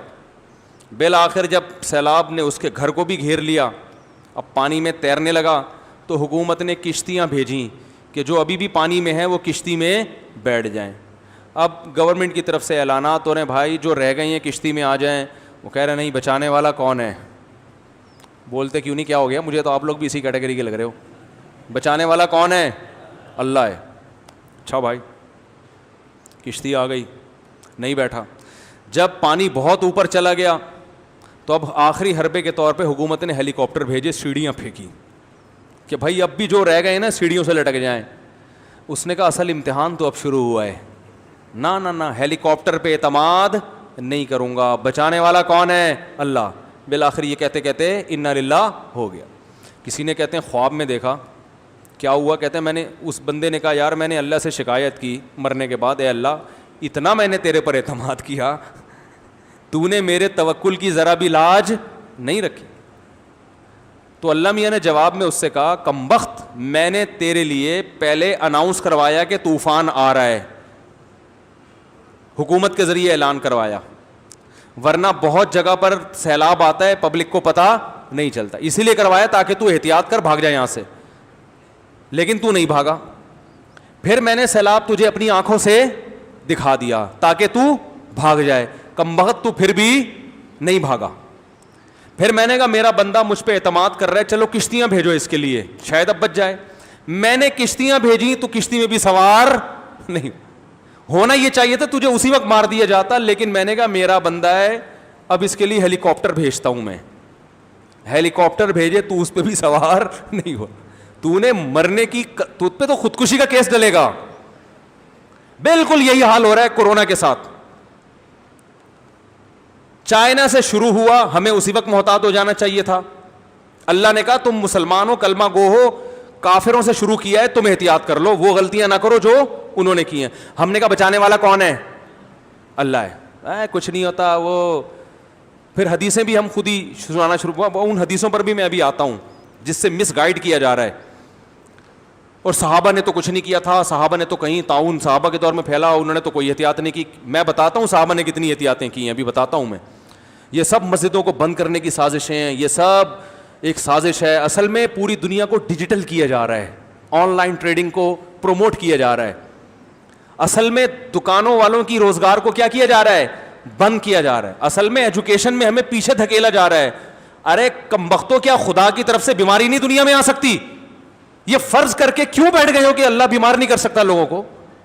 اللہ نے موقع دیا سنبھلنے کا, بھائی چائنا سے عبرت حاصل کرو. ہم نے کہا نا نا نا, امریکہ کی سازش ہے, اللہ نے امریکہ کو مبتلا کر دیا. اب مان لینا چاہیے تھا نہیں بھائی امریکہ تو خود بھگت رہا ہے, اب کسی اور کی سازش ہو گئی. اٹلی کے حالات دیکھ لیے, سب کچھ ہو گیا. اللہ نے اتنا ہمیں ایران کا حشر دیکھ لیا, ایران میں مذہبی اجتماعات ہوئے بڑے بڑے, انہوں نے احتیاطیں نہیں کی, کتنی مصیبت آئی وہاں پہ. ہم نے کہا نہیں, اللہ بچانے والا ہے, ہم مسلمان ہیں, ہمارا امیونٹی سسٹم بہت اسٹرانگ ہے. اب آخری بات پتہ ہے کیا رہ گئی ہے؟ ہم پاکستانیوں کو بیماری نہیں ہو سکتی, یہ آخری حربہ رہ گیا ہے. تو اللہ نے اتنی مدد کی ہمارے ساتھ, ہمیں ان کو جلدی مبتلا کیا, ہمیں اللہ نے 6 مہینے سنبھلنے کے لیے دیے. ہم اسی میں لگے رہے, نہیں یہ سب بکواس ہے, یہ سب ٹوپی ڈرامہ ہے, یہ سب یوں ہے. ٹوپی ڈرامے سے نکلے تو پھر اس پر آ گئے کہ یہ کورونا سے نہیں مر رہے, یہ کس سے مر رہے ہیں؟ یہ تو ویسے ہی مارا, ڈاکٹر زہر کے انجیکشن لگا لگا کے مار رہے ہیں, ڈاکٹر مار رہے ہیں. سب سے زیادہ موتیں ڈاکٹروں کی ہوئی ہیں, یاد رکھو. کورونا سے مرنے والوں میں ریشو سب سے زیادہ کس کا ہے؟ ڈاکٹروں کا ریشو ہے. ان کو کس نے زہر کا انجیکشن دے کے مارا تھا؟ عجیب مصیبت. یعنی آدمی ظاہر ہے پھر جذباتی ہوتا ہے نا, سارا دن لوگوں سے بحث کر کے. مجھے کسی نے کہا ان کو چھوڑ دو بھائی اپنے حال پہ, خود بدنامی کے علاوہ آپ کو مفتی صاحب کچھ بھی نہیں ملے گا. تو اب میں ذرا آتا ہوں صحابہ کی. ایک تو یہ بھی کہا جا رہا ہے کہ اتنے لوگ تو روزانہ دنیا میں ویسے ہی مر جاتے ہیں, اتنے تو موٹر سائیکل سے مر جاتے ہیں, اتنے تو ڈینگی سے مر جاتے ہیں, اتنے تو فلاں سے مر جاتے ہیں. اس کا جواب سنو خوب اچھی طرح. سوال سمجھ میں آیا؟ بھائی یہ اتنی خطرناک چیز ہوتی تو اتنے لوگ تو ویسے ہی دنیا میں فلاں بیماری سے مر جاتے ہیں. یہ بات ذہن میں رکھیں. دیکھو موٹر سائیکل سے اگر پاکستان میں روزانہ 2000 لوگ مر رہے ہیں, 2000, اور کرونا سے بھی 2000 فار ایگزامپل مر رہے ہیں, بلکہ کم مر رہے ہیں, 2000 نہیں مر رہے, تو یہ دلیل لوگ دیتے ہیں کہ پھر تو موٹر سائیکل پر بھی پابندی لگا دینی چاہیے. یہ بہت بڑی غلطی ہو رہی ہے پبلک سے. یہ نہیں دیکھا جاتا کتنا مر رہے ہیں, یہ دیکھا جاتا ہے موت کا ریشو کتنی اسپیڈ سے بڑھ رہا ہے. اگر موٹر سائیکل سے 2000 نہیں, صرف 5 لوگ مر رہے ہیں. کل 5 مرے تھے, پچھلے مہینے 5 مرے تھے, 30 دن پہلے, 29 دن پہلے 10 مرے تھے, 28 دن پہلے 20 مرے تھے. تو پھر سمجھ لو کہ ایک مہینے کے بعد کتنے. اور پھر ہر آنے والا دن یہ موت کا ریشو ڈبل ہوتا جا رہا ہے. ریشو کو دیکھا جاتا ہے, مرنے والوں کی تعداد کو فوکس نہیں کیا جاتا. کرونا سے 1 سال یا 6 مہینے پہلے صرف 1 آدمی مرا تھا اور آج ہزاروں لوگ مر چکے ہیں. تو یہ ریشو جو بڑھ رہا ہے نا, یہ خطرناک ہے. نہیں آ رہی بات سمجھ میں؟ دیکھو آج کل اگر موٹر سائیکل سے 1000 آدمی مرا تھا اور آج 2000 مرا ہے, خطرناک والی بات ہے یا نہیں ہے؟ کل بھی 2000 تھے, آج بھی کتنے؟ 2000. یہ کوئی مسئلہ نہیں ہے. اتنی بڑی آبادی میں 2000 آدمیوں کو مرنا کوئی خطرے کی بات نہیں ہے. لیکن کل 1000 تھے اور آج کتنے ہو گئے؟ 2000. اٹ مینس کہ کل کتنے ہو جائیں گے؟ 4000. اور پرسوں کتنے ہو جائیں گے؟ 8000. اور ترسوں کتنے ہو جائیں گے؟ 16000. جب ہم ایسی باتیں کرتے ہیں تو لوگ کہتے ہیں خوف پھیلا رہا ہے, پینک پھیلا پھیلا کے خوف سے مار رہا ہے لوگوں کو. میں بھی آتا ہوں اس طرف, خوف سے نہیں مار رہا, میں آتا ہوں میں اس طرف. اس میں کچھ امید کی چیزیں بھی ہیں, وہ بھی انشاءاللہ پیش کروں گا آپ کے سامنے, تاکہ ایسا نہ ہو آدھے لوگ یہیں مر جائیں, پتہ چلا مر گئے یار, یہ تو مر گئے ہم تو. 16000 32 34 64, تو ایک نہ ایک دن آپ کا نمبر تو آ جائے گا نا پھر اس میں. ٹھیک ہے, میں تو صرف ابھی فی الحال اعتراضات کا جواب دے رہا ہوں, باقی میں انشاءاللہ امید کی باتیں ابھی کروں گا تاکہ آپ کا خوف ختم ہو. لیکن یہ جو خوف ختم کرنے کا یہ دیسی طریقہ جو ہمارے یہاں چل رہا ہے نا, کہ کچھ نہیں ہے کچھ نہیں ہے کچھ نہیں ہے کچھ نہیں ہے, یہ خطرناک طریقہ. یہ تمہیں مروا رہے ہیں لوگ, کچھ سادگی میں مروا رہے ہیں اور کچھ مس گائڈ کر کے. کچھ سادہ بھی ہوتے ہیں, قوم کے خیر خواہ ہوتے ہیں, لیکن معلومات صحیح نہیں ہوتی, تو وہ ویسی سادگی میں انجیکشن لگا دیے انہوں نے. ٹھیک ہے نا, سادگی میں خون پتلا کرنے کی دوا کھلا دی انہوں نے. تو یہ بات سمجھ میں آئی کہ یہ نہ دیکھو کہ کتنے مر رہے ہیں, یہ دیکھو کہ کل کتنے تھے اور آج. 1 مہینے پہلے پاکستان میں کرونا سے مرنے والوں کا ریشو اور آج کئی گنا بڑھ چکا ہے. اٹ مینز اگلے مہینے, بولو بھائی بہت. اچھا مجھے ایک بات بتاؤ, وہ کہاں گئے وہ لوگ جو کہہ رہے تھے 12 مئی کو وبا ختم ہو جائے گی؟ ان کو چترول کیوں نہیں لگا رہے آپ لوگ جا کے ہیں؟ وہ جن صحافیوں نے فضولیات لوگوں کو مس گائیڈ کیا تھا 18 مئی کو ختم ہو جائے گی, 12 مئی کو ختم, ان کو کیوں نہیں پکڑ رہے آپ لوگ جا کے؟ او بھائی تم نے لوگوں کو کیوں الو بنایا؟ تب تمہارے پاس تحقیق نہیں تھی, کیوں جھوٹ بولا تم نے؟ تھی نہیں یہ خبر 18 مئی کو ختم ہو جائے گا. دوسرا, ہمارے اس وقت مناظرے ہو رہے تھے لوگوں سے, لوگ کہہ رہے تھے ٹیمپریچر جب اتنا ہوگا تو یہ کیا ہو جائے گا؟ ختم. کہاں گئے وہ ٹیمپریچر والے؟ اب بات ہی نہیں کر رہے اس موضوع پر.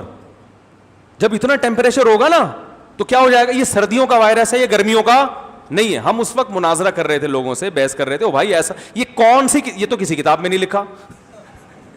بھائی جب ایک ملفوظ ہمارے پاس ہے تو پھر وہی لے لینا چاہیے نا.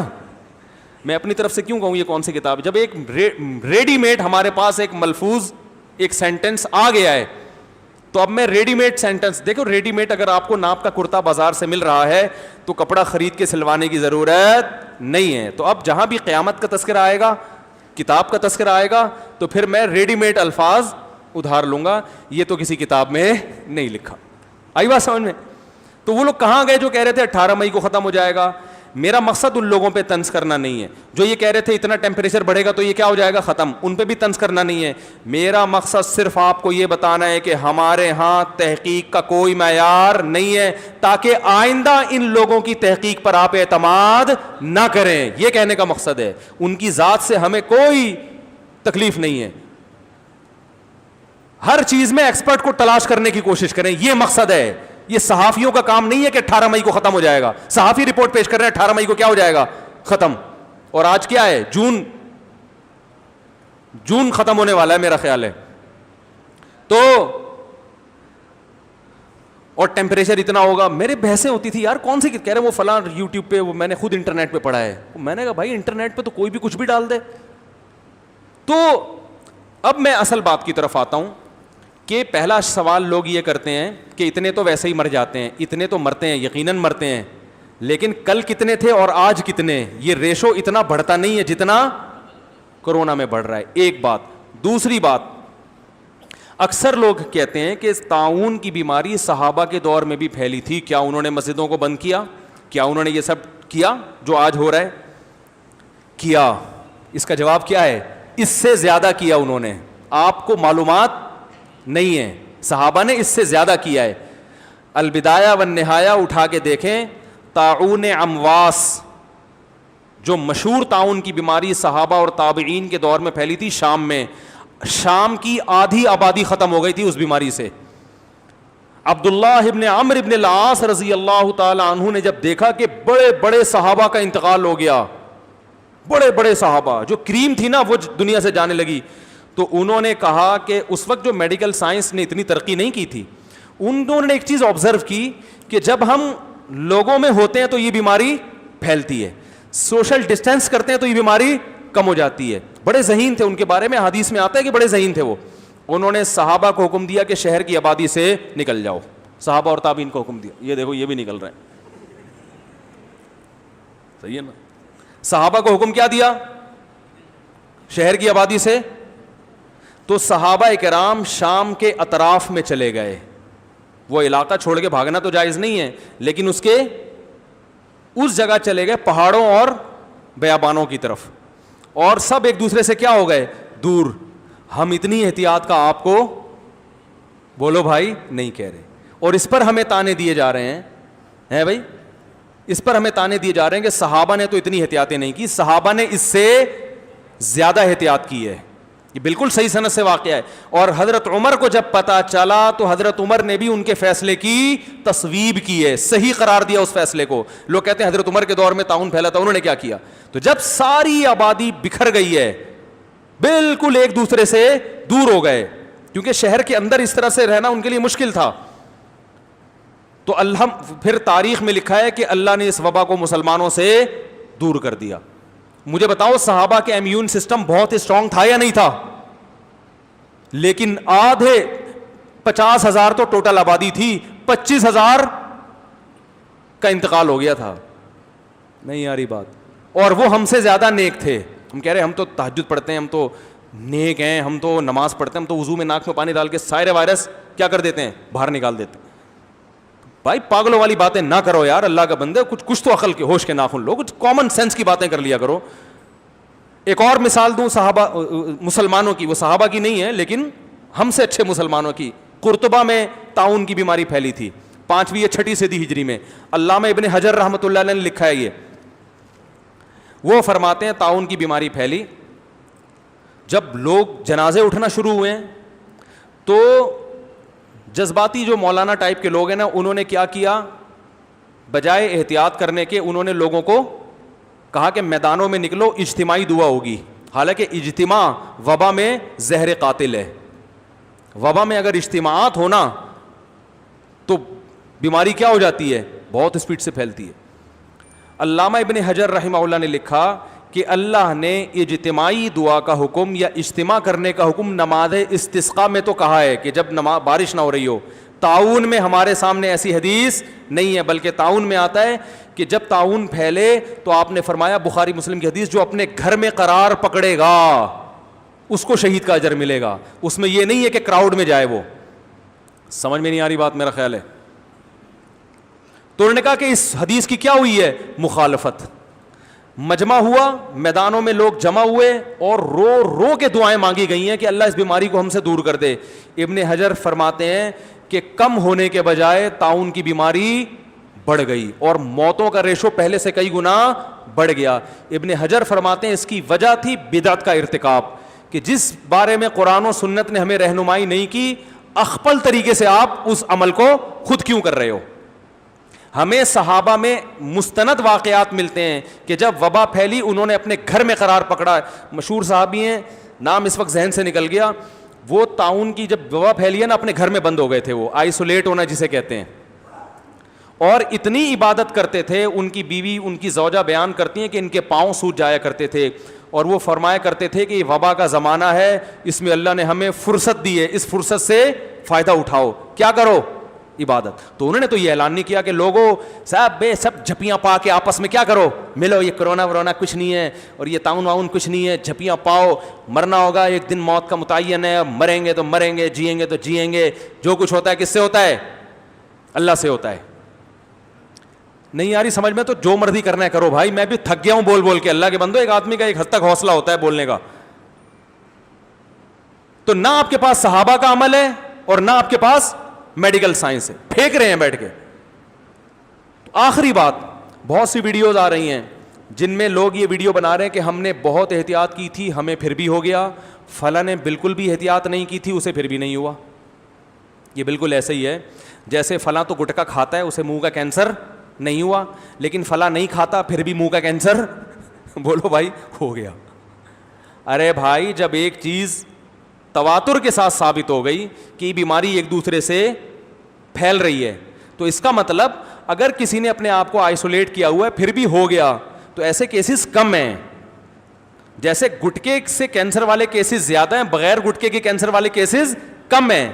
تو آپ ایک چیز, ایک واقعے کو بنیاد بنا کے قاعدہ کلیہ نہیں بنا سکتے کہ جی ونس اپون اے ٹائم ایک دفعہ ایسے بھی ہوا تھا. کچھ لوگ ایسے ہیں جنہوں نے احتیاطیں کی, ان کو پھر بھی ہو گیا.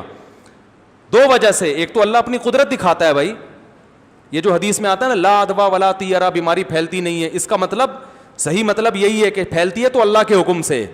تو اللہ بعض دفعہ اپنی قدرت دکھاتا ہے کہ بھائی فلاں نے بہت احتیاط کی تھی پھر بھی ہو گیا اس کو, اور فلاں نے بالکل بھی احتیاط نہیں کی پھر بھی نہیں ہوا. ایسا ہوتا ہے, ہو رہا ہے, کیونکہ اللہ پہلے بتاتا ہے پہلے میں ہوں باقی چیزیں بعد میں, تاکہ تم نظر کس پہ رکھو, اللہ پر. لیکن ایسا کم ہوتا ہے.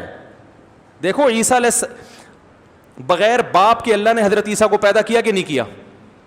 اب کوئی ایسا بھی تو دنیا میں ہوا, ایک آدمی شادی نہیں کر رہا, کہہ رہے مجھے اولاد چاہیے. یہ خاتون کہہ رہی ہے میں شادی نہیں کروں گی مجھے اولاد چاہیے. اب کہہ رہے ہیں بھائی جان کا مطلب بہن آپ شادی کریں تو آپ کی اولاد ہوگی. کہیں بھائی عیسیٰ علیہ السلام کی اماں کو تو بغیر میاں کے اولاد مل گئی تھی, لہذا جب اللہ ان کو بغیر میاں کے اولاد دے سکتا ہے تو مجھے کیوں نہیں؟ تو بھائی ایک آپشنل ایک کیس ہے کہ اللہ اپنی قدرت, اپنا ہونا ثابت کرتا ہے کہ ابراہیم کو آگ میں پھینکا گیا نہیں جلے. تو ایسے ہو سکتا ہے کہ بھائی آپ نے پوری احتیاطیں کی پھر بھی آپ کو ہو گیا, اور فلاں نے بالکل بھی احتیاط نہیں کی پھر بھی اس کو نہیں ہوا. اس کا یہ مطلب نہیں ہوتا کہ جو میڈیکل سائنس کے اصول ہیں وہ غلط ہیں.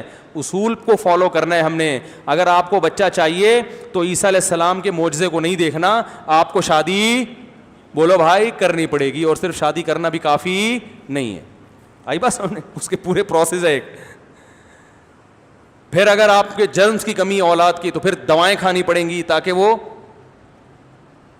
جرمز کو بڑھایا جا سکے. 10 قسم کی ٹینشنیں ہیں, ہزاروں مرحلے ہیں صبح کے ہنگام سے پہلے. ایک شاعر نے کہا ہے, دوسرا مشرا نہیں آتا مجھے, کہ صبح جب ہوتی ہے نا تو بڑے ہنگامے ہوتے ہیں, پہلے ستارے چھٹتے ہیں اور صبح صادق کی روشنی پھوٹتی ہے, پہلے لمبی روشنی پھر طویل روشنی پھر اس کے بعد جا کے کہیں صبح صادق ہوتی ہے.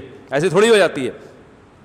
تو اسی طرح یاد رکھو, ایسے بھی آپ کو ویڈیوز ملیں گی کہ ہم تو بہت احتیاط کر رہے تھے, ہمیں نانی کو بھی ہو گیا, ماموں کو بھی ہو گیا, چاچو کو بھی ہو گیا, اور فلاں تو جھپیاں پا کے ایک دوسرے سے مل رہے ہیں, باقاعدہ ایک دوسرے کے منہ میں وائرس ٹرانسفر کرنے کی نیت سے پھینک رہے ہیں, پھر بھی انہیں کچھ نہیں ہو رہا.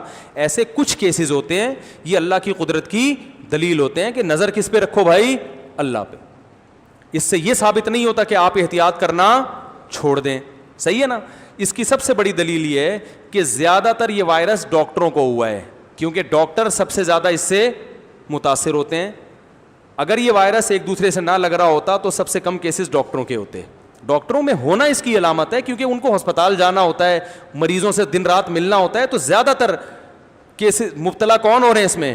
ڈاکٹر ہو رہے ہیں. موتیں بھی ڈاکٹروں کی ہوئی ہیں. تو اس لیے بھائی بہت مشکل ہے. ہمارے ہاں مس گائیڈنس بہت ہے, مذہبی حوالے سے بھی, اور چورن بیچنے والے بھی بہت ہیں. کوئی ادرک کا قہوہ لے آئے گا, کوئی کلونجی کا شربت پلائے گا آپ کو. یہ سب چیزیں آپ پئیں, ادرک سے ویسے ایک مفید چیز ہے, فائدہ ہوتا ہے, لیکن ان چیزوں کی وجہ سے احتیاط. ادرک کا قہوہ پینا چاہیے, اس سے بڑا فائدہ ہوتا ہے, بہت زبردست چیز ہے, لیکن اتنی زبردست چیز ہے کہ اب آپ احتیاط کرنا چھوڑ دیں, ادرک کے قہوے پیا کریں ملا کے. اتنا فری کرانے کی ادرک کو ضرورت بھائی. اگر یہ ہوتا نا تو ڈونلڈ ٹرمپ سارے ادرک دنیا سے امپورٹ کر لیتا. جیسے پیٹرول کے ذخیرے کر لیے نا انہوں نے, تو وہ ادرک کے ذخیرے کر لیں. سنا مکھی سے موشن لگ رہے ہیں لوگوں کو, وہ مکھی ہے کیا نام ہے. تو اس لیے بہت احتیاط کی ضرورت ہے. اور ہاں اب ایک امید کی بات, آپ نے کہا تھا نا اتنا ڈرا دیا, کچھ امید بھی دلاؤ نا. امید کی بات یہ ہے, امید کی بات سننے کے لیے تیار ہیں بھائی؟ تھک گئے میرا خیال ہے. امید کی بات یہ ہے کہ زیادہ سے زیادہ مر جائیں گے نا یہی ہوگا نا. کیا خیال ہے بھائی؟ تو کیا ہو گیا, بعد میں نہیں مریں گے بھائی. احتیاط کریں, کیونکہ کس کا حکم ہے؟ اللہ کا. پھر بھی اگر ہو گیا کوئی بات نہیں بھائی.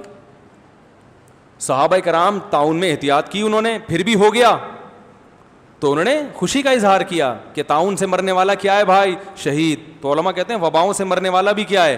شہید ہے. کوئی بات نہیں, مر گئے تو مر گئے. یہ ہے اصل, یہ گورے کے پاس نہیں ہے. وہ وہمی ہو جاتے ہیں, ڈپریشن میں پہلے ہی مر جاتے ہیں وہ. ہم یہ پہلے سے تیار ہیں یار, احتیاط کریں گے. بچانے والا کون ہے؟ اللہ. اس نے بچانا ہوگا بچا لے گا, نہیں بچانا ہوگا تو مار دے گا نا. تو وہ تو ٹرک کے نیچے لا کے بھی مار سکتا ہے. کیا خیال ہے بھائی؟ کورونا سے نہیں مرا تو ٹرک کے نیچے آ کے مر گیا, بائک کو لٹ گئی مر گیا, فائرنگ ہو رہی تھی ہوائی, لگ کس کے گئی؟ آپ کے لگ گئی, مر گیا. درس طریقے مرنے کے. تو مرنا تو ہے, یہ تو قدرت کی طرف سے چھانٹی ہوتی ہے. قدرت مارتی ہے لوگوں. چلو بھائی جو بھی واجب الاکسپائر ہیں وہ پہلے نکلیں, ٹھیک ہے نا. بیماریاں ختم ہوتی ہیں اس سے, یہ جھاڑو لگتی ہے قدرت کی طرف سے. تو زیادہ سے زیادہ مر جائیں گے اور کیا ہوگا؟ بچنا ہوگا تو بچ جائیں گے, مرنا ہوگا تو مر جائیں گے. تو ٹینشن لینے کا نہیں ہے. یہ امید کی بات ہے. آپ کہیں یہ ڈرا رہا ہے, امید دلا رہا ہے, ڈرا رہا ہے. تو ہم تو بھائی ایسے ہی امید دلاتے ہیں, بلا وجہ کی فضول قسم کی باتیں کر کے ہم سے امیدیں نہ رکھیں آپ. یہ بہت اسپیڈ سے پھیل رہا ہے اور مزید پھیلے گا. اللہ ہم سب کی حفاظت کرے. اللہ اپنی قدرت سے دور بھی کر سکتا ہے. دیکھو طاعون میں نبی نے امید کی بات کیا کی ہے. ہمارے پاس طاعون کی بیماری وبا ہے نا, جو حدیث میں ملتی ہے. آپ صلی اللہ علیہ وسلم نے فرمایا, حضرت عائشہ نے پوچھا, بخاری کی حدیث ہے, یا رسول اللہ یہ طاعون کیا ہے؟ تو آپ نے اس طرح سے امید نہیں دلائی کہ طاعون کچھ بھی نہیں ہے, لوگوں کو مت ڈراؤ عائشہ, لوگوں کو مت ڈراؤ, کوئی طاعون سے مرتا ورتا نہیں ہے, موت تو ایک دن مقرر ہے, مریں گے تو جب مرنا ہوگا مر جائیں گے. ایسی امیدیں نہیں دیں. ہمارے یہاں کورونا سے جو لوگ کہہ رہے ہیں پینک نہ پھیلاؤ, تو ان کا اسٹائل پتہ ہے کیا ہے؟ کچھ بھی نہیں ہے, صحیح ہے نا, اتنے تو موٹر سائیکلوں سے مر جاتے ہیں. یہ نبوی انداز بولو بھائی نہیں ہے, یہ گراؤنڈ ریئلٹی کا انکار ہے. نبی سے امی عائشہ نے پوچھا, یا رسول اللہ طاعون کیا ہے؟ آپ نے فرمایا عذاب, ایک عذاب ہے, یبعثہ اللہ علی من یشاء من عبادہ, جس پر چاہتا ہے اللہ مسلط کر دیتا ہے. تو عذاب اسی سے نا کہ موتیں پھر دھڑا دھڑ ہوتی ہیں. تو کرونا بھی کیا ہے میرے بھائی؟ عذاب ہے, جس پر چاہتا ہے اللہ مسلط. اللہ نے پوری دنیا پہ مسلط کر دیا. یہ گناہوں کی وجہ سے, حرکتوں کی وجہ سے, بہت ساری وجوہات ہوتی ہیں. امید کی بات کیا؟ اگلے جملے میں آپ نے مسلمانوں کو امید دلائی, فرمایا ثم یجعلہ رحمۃ للمؤمنین, اسی عذاب کو اللہ ایمان والوں کے لیے رحمت بنا دیتا ہے. کیسے رحمت بناتا ہے؟ کیا اس طرح بناتا ہے کہ انہیں مرنے نہیں دیتا؟ نا نا نا نا نا, یہ نہیں. پھر آگے الفاظ ہیں, فمن, جو شخص اپنے طاعون کے دنوں میں مکث فی بیتہ, اپنے گھر میں قرار پکڑے گا, صابرن, صبر کرتے ہوئے, محتسبن, اللہ سے ثواب کی امید, اس کے لیے شہید کا اجر ہے. کیا علمی نقطہ ہے حدیث میں. دیکھو آپ صلی اللہ علیہ وسلم تقدیر پر ایمان بھی سکھا رہے ہیں اور ساتھ ساتھ گھر میں باؤنڈ ہونے کا حکم بھی دے رہے ہیں. اب ہم ایک چیز تو لے رہے ہیں کہ یار جب موت مقدر ہوگی تو مر جائیں گے, لہذا گلے ملو ایک دوسرے سے, مرنا ہوگا تو مر جائیں گے. نبی کیا فرما رہے ہیں؟ مسلمان کے لیے یہ وبا رحمت بنتی ہے. جو کس طرح سے بنتی ہے؟ جو اپنے گھر میں قرار پکڑے گا, آئسولیٹ کرے گا اپنے آپ کو, اور یقین کر لے گا کہ جو مصیبت مقدر میں ہے وہ پہنچ کے رہے گی. کیا مطلب؟ گھر میں آئسولیٹ ہونے کے بعد بھی مرنا ہوگا تو مروں گا میں, پھر ٹینشن لینے کی ضرورت نہیں ہے. تو اس میں دونوں چیزیں بتائی جا رہی ہیں, احتیاط بھی کرنی ہے اور تقدیر پر ایمان, یعنی موت کے لیے تیار بھی رہنا ہے.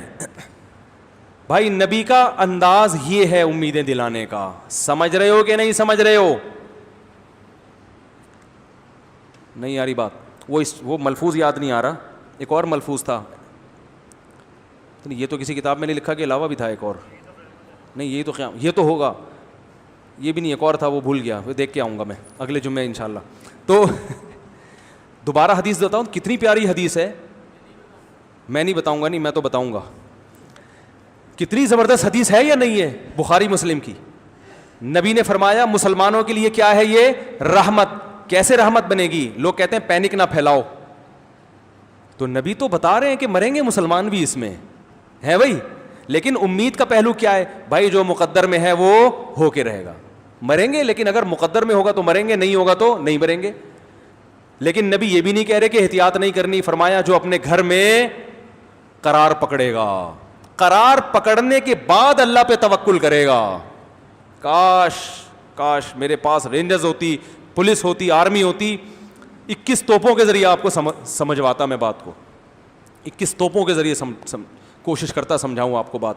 تو بھائی ہم جو بات کر رہے ہیں وہ قرآن سے بھی ہے, حدیث سے بھی ہے, اور میڈیکل سائنس سے بھی ہے. اور آپ جو باتیں کر رہے ہیں نہ آپ کے پاس قرآن و سنت. ایک حدیث ہے لا ادوا ولا طیرہ کہ بیماری نہیں لگتی, دوسری حدیث کو رکھو تو پتہ چلتا ہے کہ نہ لگنے کا مطلب یہ کہ زمانے جاہلیت میں لوگوں کا عقیدہ تھا کہ اس میں اللہ کا دخل نہیں ہے, جب کسی سے ملو گے تو لازمی لگے گی, نہیں ملو گے تو بالکل بھی نہیں لگے گی, تو اس کی نفی کر دی ہے.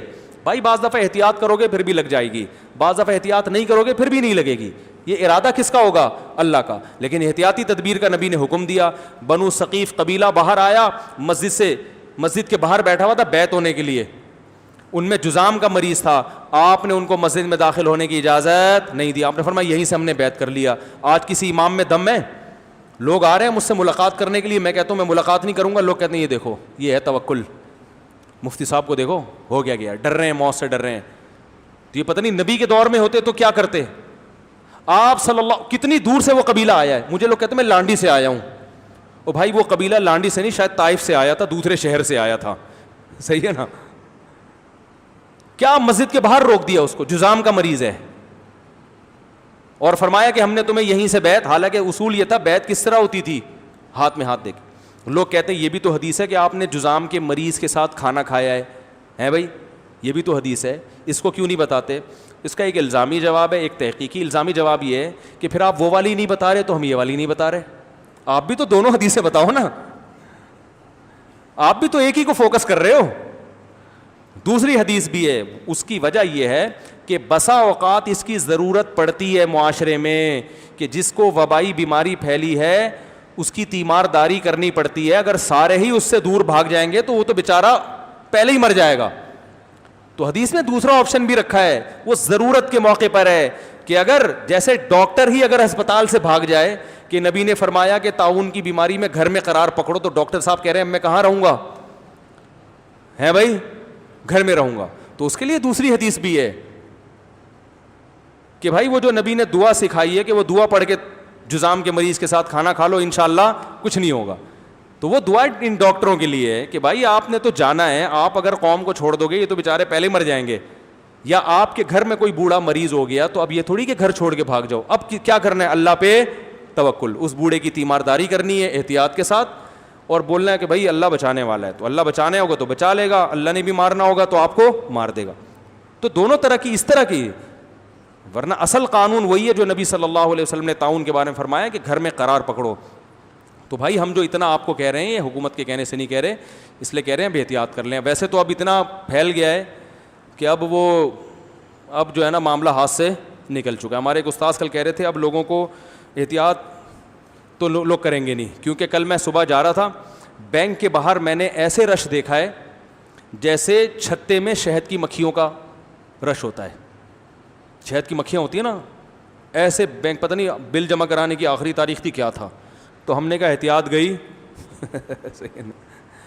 تو وہ جو کچھ ہونا تھا وہ تو ہو گیا. گورنمنٹ نے اس میں اپنی ذمہ داری پوری نہیں کی. ایک تو گورنمنٹ نے لوگوں کو صحیح گائیڈ نہیں کیا, دوسرا ہسپتالوں کا نظام اتنا خراب ہے, اتنا گندا ہے کہ جس نے نہیں مرنا ہوتا نا اس کو چاہیے کہ کہاں چلا جائے, ہسپتال چلا جائے.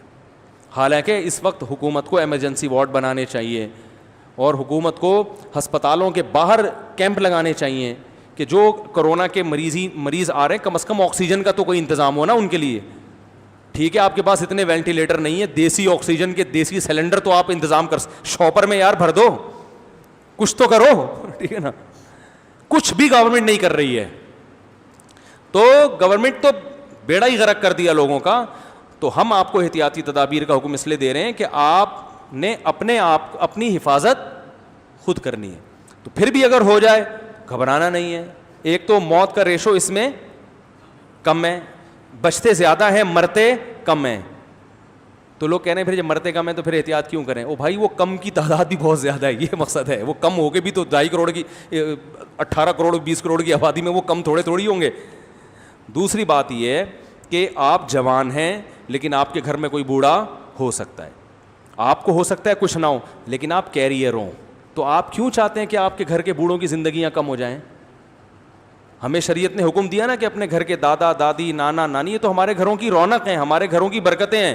تو ہمیں چاہیے نا کہ ہم ان کی زندگی کی حفاظت کریں. تو اس لیے بھی کہا جاتا ہے کہ آپ اپنے لیے نہیں تو ان کے لیے. پریگننس جو خواتین پریگننٹ ہیں ان میں ریزسٹنٹ پاور کم ہوتی ہے, ان میں وائرس کا اٹیک کا خطرہ زیادہ ہوتا ہے. آپ کے گھر میں اگر آپ کی بیوی ہے وہ حاملہ ہے تو آپ پر احتیاط واجب ہے, اپنے لیے نہیں اپنی بیوی کے لیے.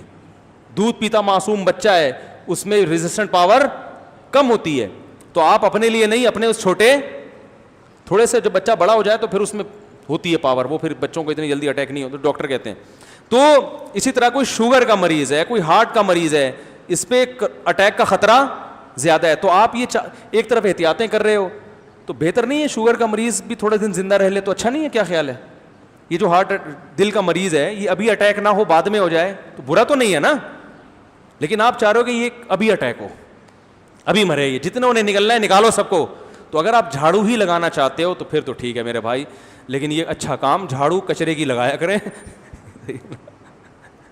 گھر کے جو پرانے لوگ ہو گئے ہیں, وہ ایک شاعر نے بڑا اچھا شعر کہا نا کہ وہ گھر کے بوڑھوں کے بارے میں, ایک تو مجھے شعر وقت پہ یاد نہیں آتا, یہ بڑی مصیبت ہے. وہ کہ ہے نا ابھی یہ پرانا جو درخت ہے اس کی حفاظت کرو پھر کہانی سنائے گا کون. ایک انڈیا کے شاعر ہیں, ان کا بڑا زبردست شعر ہے. یہی تو ہمارے یادگاریں ہیں. گھر میں بوڑھے سے تو بڑی برکت ہوتی ہے, رونق ہوتی ہے, اس میں برکت ہوتی ہے, کوئی اس سے دعائیں لیا کرو. تو ان لوگوں کی خاطر تھوڑا سا احتیاط کریں. اللہ سمجھنے کی توفیق عطا فرمائے. جلدی میں پڑھ لوں, یہ ٹائم ہے اتنا. دیکھو بھائی مفتی صاحب, آپ کے شادیوں پر بیان سن کر میں نے جلد نکاح کا سوچ لیا ہے. سوچیں اور 3-4 سال کے بعد شادی کر لیں, پھر آپ ابھی بھی سوچا ہے. میرا دوست کہتا ہے کہ اگر امام اعظم امام حنیفہ اتنے بڑے امام ہیں تو انہیں یہ مسائل کیسے نہیں پتہ تھے کہ شوال کے 6 روزے ہیں, بارش کے لیے نماز استسقاء وغیرہ. جتنا بھی بڑا ہو ایسا اس بات کا امکان ہوتا ہے کہ ایک آدھ حدیث بوجھل ہو گئی ہو, یعنی ایک آدھ حدیث نہ پہنچی ہو. آج بھی بہت سے لوگ ہیں یہ جو کہتے ہیں نا کمپیوٹر پہ ساری حدیثیں, یہ بالکل غلط ہے. ایسا نہیں ہے. ساری حدیثیں کمپیوٹر پہ اگر ہیں بھی تو آپ کے کھوپڑی میں تھوڑی ہیں وہ, اور نہ ساری آپ نے دیکھی ہوں گی, اور دیکھی ہیں تو یاد نہیں رہتی. تو یہ ہر ایک سے ہو سکتا ہے. باقی شوال کے 6 روزوں کا جو امام صاحب نے مکروہ لکھا ہے اس کی ایک بڑی وجہ علماء یہ بیان کرتے ہیں کہ اس زمانے میں اس بات کا خطرہ تھا, اسلام دنیا میں پھیل رہا تھا, تو رمضان کے فوراً بعد اگر 6 روزے لوگ رکھتے نا تو اس میں اس بات کا خطرہ تھا کہ نئے جو مسلمان ہو رہے ہیں وہ یہ سمجھیں گے کہ یہ بھی رمضان کا حصہ ہیں. یہ بھی کیا ہیں؟ رمضان کا حصہ ہیں یہ چھوڑے. تو اس وجہ سے بھی بعض علماء نے کراہت کی ہے, لیکن اب یہ کنفیوژن نہیں ہے. سمجھ میں آ رہی ہے بات؟ اسی وجہ سے علماء نے یہ بھی تطبیق بھی دی ہے کہ امام حنیفہ کے نزدیک جو شوال کے 6 روزے مکروہ ہیں یہ وہ ہیں کہ جب عید کے بعد کنٹینیو 6 رکھے جائیں, کیونکہ اس میں یہ خطرہ ہوتا ہے کہ لوگ اس کو رمضان کا حصہ سمجھیں گے. اگر کوئی وقفے سے رکھتا ہے تو پھر مکروہ نہیں ہے. لیکن فتویٰ فقہ حنفی میں اسی پر ہے کہ نہ کنٹینیو رکھنا مکروہ ہے اور نہ, کیونکہ اب یہ احتمال بالکل ختم ہو گیا. اب ساری دنیا کو پتہ چلا ہے کہ عید کا چاند جس دن نظر آئے گا رمضان ختم, رمضان کے روزے بھی ختم. تو یہ شوال کے 6 روزوں کا رمضان سے کوئی تعلق نہیں ہے. اچھا بھائی جلدی سے, اگر مخلوط, یہ ایک اور سوال تھا, اگر امام ابو حنیفہ نے ایک فقہ ترتیب دی تھی تو پھر امام مالک, امام شافعی اور امام احمد بن حنبل نے دوبارہ اجتہاد کرنے کی ضرورت کیوں محسوس کی؟ ان کو بھی ہماری طرح امام ابو حنیفہ پر اعتماد کرنا چاہیے تھا. یہ بات یاد رکھو, ہم کسی ڈاکٹر کی ریسرچ پر اعتماد کرتے ہیں اس لیے کہ ہم اس پائے کے ڈاکٹر نہیں ہیں, لیکن ایک ڈاکٹر جس کی اپنی ریسرچ ہو, دوسرے میں بھی وہی صلاحیت ہو, وہ دوسرے کی تحقیق پر اعتماد نہیں کرے گا, وہ خود سے ریسرچ کرے گا. تو جو مجتہد ہوتا ہے اس کے لیے دوسرے مجتہد کی تقلید نہ صرف یہ کہ جائز نہیں بلکہ حرام ہوتی ہے, ناجائز ہوتی ہے, اس لیے کہ وہ خود اس پائے کا عالم ہے.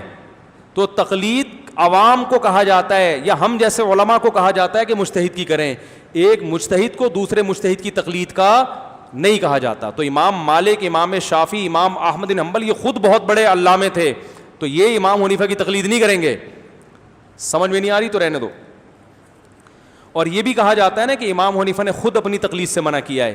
تو یہ جو امام حنیفہ نے اپنی تقلید سے منع کیا ہے یہ آج کے لوگوں کو نہیں کیا, یہ اپنے جیسے علماء کو منع کیا ہے تقلید کرنے سے. سمجھ میں آ رہی ہے بات؟ اس کی سب سے بڑی دلیل یہ ہے کہ اگر امام حنیفہ نے ہر ایک کو منع کیا ہوتا تو پھر مسائل تحقیق کر کے لوگوں کے سامنے رکھے کیوں ہوتے؟ اس لیے تو رکھے کہ تم ان کو فالو کرو. اگر وہ ہر ایک کو یہ چاہتے کہ تم نے دلیل سے چلنا ہے تو وہ کہتے ہیں مجھے تحقیق کرنے کی کیا ضرورت ہے, جس نے تحقیق کرنی ہوگی قرآن و حدیث سے تحقیق کر کے عمل کر لے گا, میری تحقیق کو فالو کرنے کی ضرورت کیا. یہ تحقیقات کر کے لکھوائی اسی لیے تو جا رہی تھی کہ عوام وہ کیا کرے گی, اس تحقیق کو فالو کرے گی. سمجھ میں آ رہی ہے بات. اور امام شافعی نے بھی یہ بات لکھی ہے کہ میری تقلید مت کرو. علامہ نووی جو فقہ شافعی کے امام ہیں انہوں نے یہ صاف لکھا ہے کہ امام شافعی کی مراد وہ لوگ ہیں جو امام شافعی کے لیول کے آدمی ہوں. انہوں نے فرمایا کہ عام آدمی کے لیے خود سے تحقیق کرنا, جو پیچیدہ مسائل ہیں ان کی بات کر رہا ہوں, خود سے اس کی اجازت نہیں ہے, کیونکہ علامہ نووی کہتے ہیں اس میں اس کی صلاحیت نہیں ہے. وہ کہتے ہیں خود تحقیق کی صلاحیت جب ہوگی, آگے انہوں نے پوری ڈیٹیل لکھی ہے کہ خود تحقیق کا اہل جب ہے جب ان تمام علوم پر اس کو قدرت حاصل ہو. پھر وہ علوم انہوں نے بیان کیے ہیں.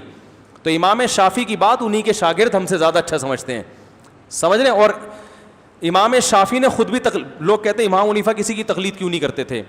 جب امام ابو حنیفہ مجتہد نہیں تھے تو وہ اپنے سے پہلوں کی تقلید کرتے تھے, جب وہ مجتہد بن گئے تو انہوں نے تقلید چھوڑ دی. یہ عجیب بات ہے کہ جب خود بھی صلاحیت نہیں تھی پھر بھی نہیں کرتے تھے. یہ تو امام حنیفہ ایسا تھوڑی کریں گے بھائی, جب خود صلاحیت پیدا ہو گئی پھر تقلید چھوڑ دی.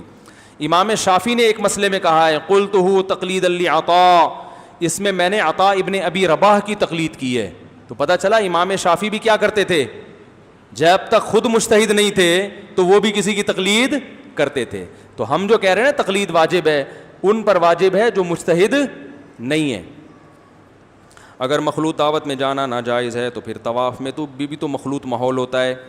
طواف میں جو مخلوط ماحول ہوتا ہے بہت سے علماء نے اس کے خلاف بھی آواز اٹھائی ہے کہ پہلے آبادی کم تھی تو اتنا رش نہیں ہوتا تھا طواف میں کہ مرد اور عورت ایک دوسرے میں پس رہے ہوں.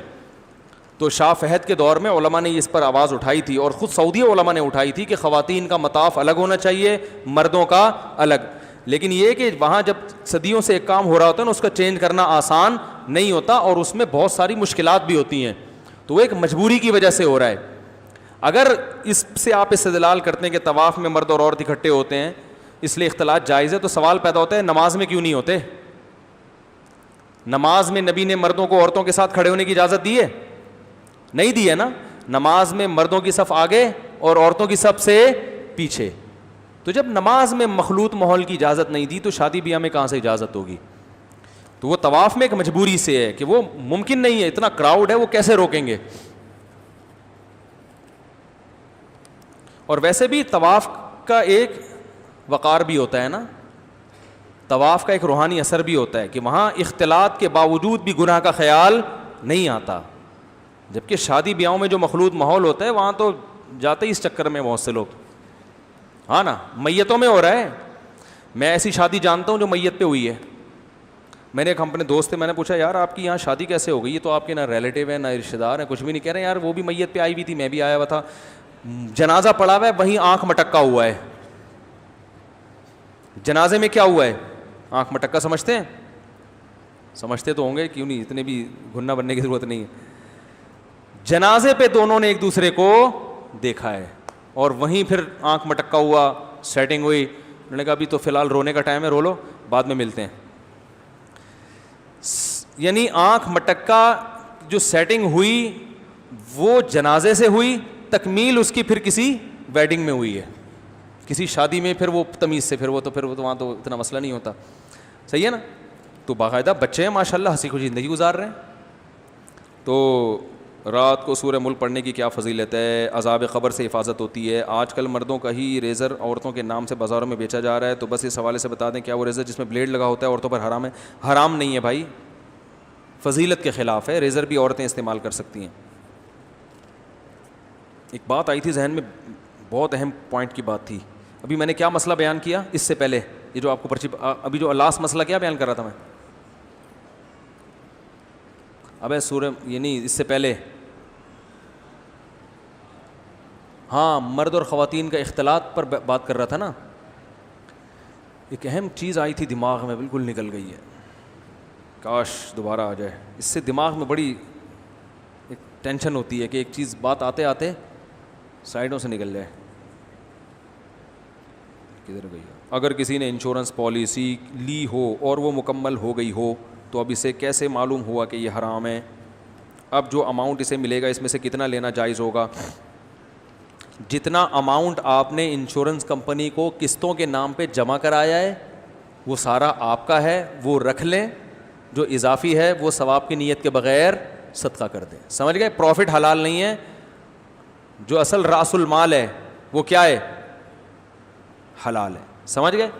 ایک بات ذہن میں آئی تھی, مارکیٹ سے ہی شارٹ ہو گئی, بالکل ہی شارٹ ہو گئی یار, بہت دماغ میں ایک بات آئی تھی, اللہ کرے دوبارہ آ جائے, چھوڑو نہیں آ رہی, کیا کریں. ہسپتالوں کے بارے میں تھی یا کس کے بارے میں تھی, پتہ نہیں کیا تھی, نکل گئی. سبحانک اللہم و بحمدک نشہد ان لا الہ الا انت نستغفرک و نتوب. رات تک دماغ جو ہے نا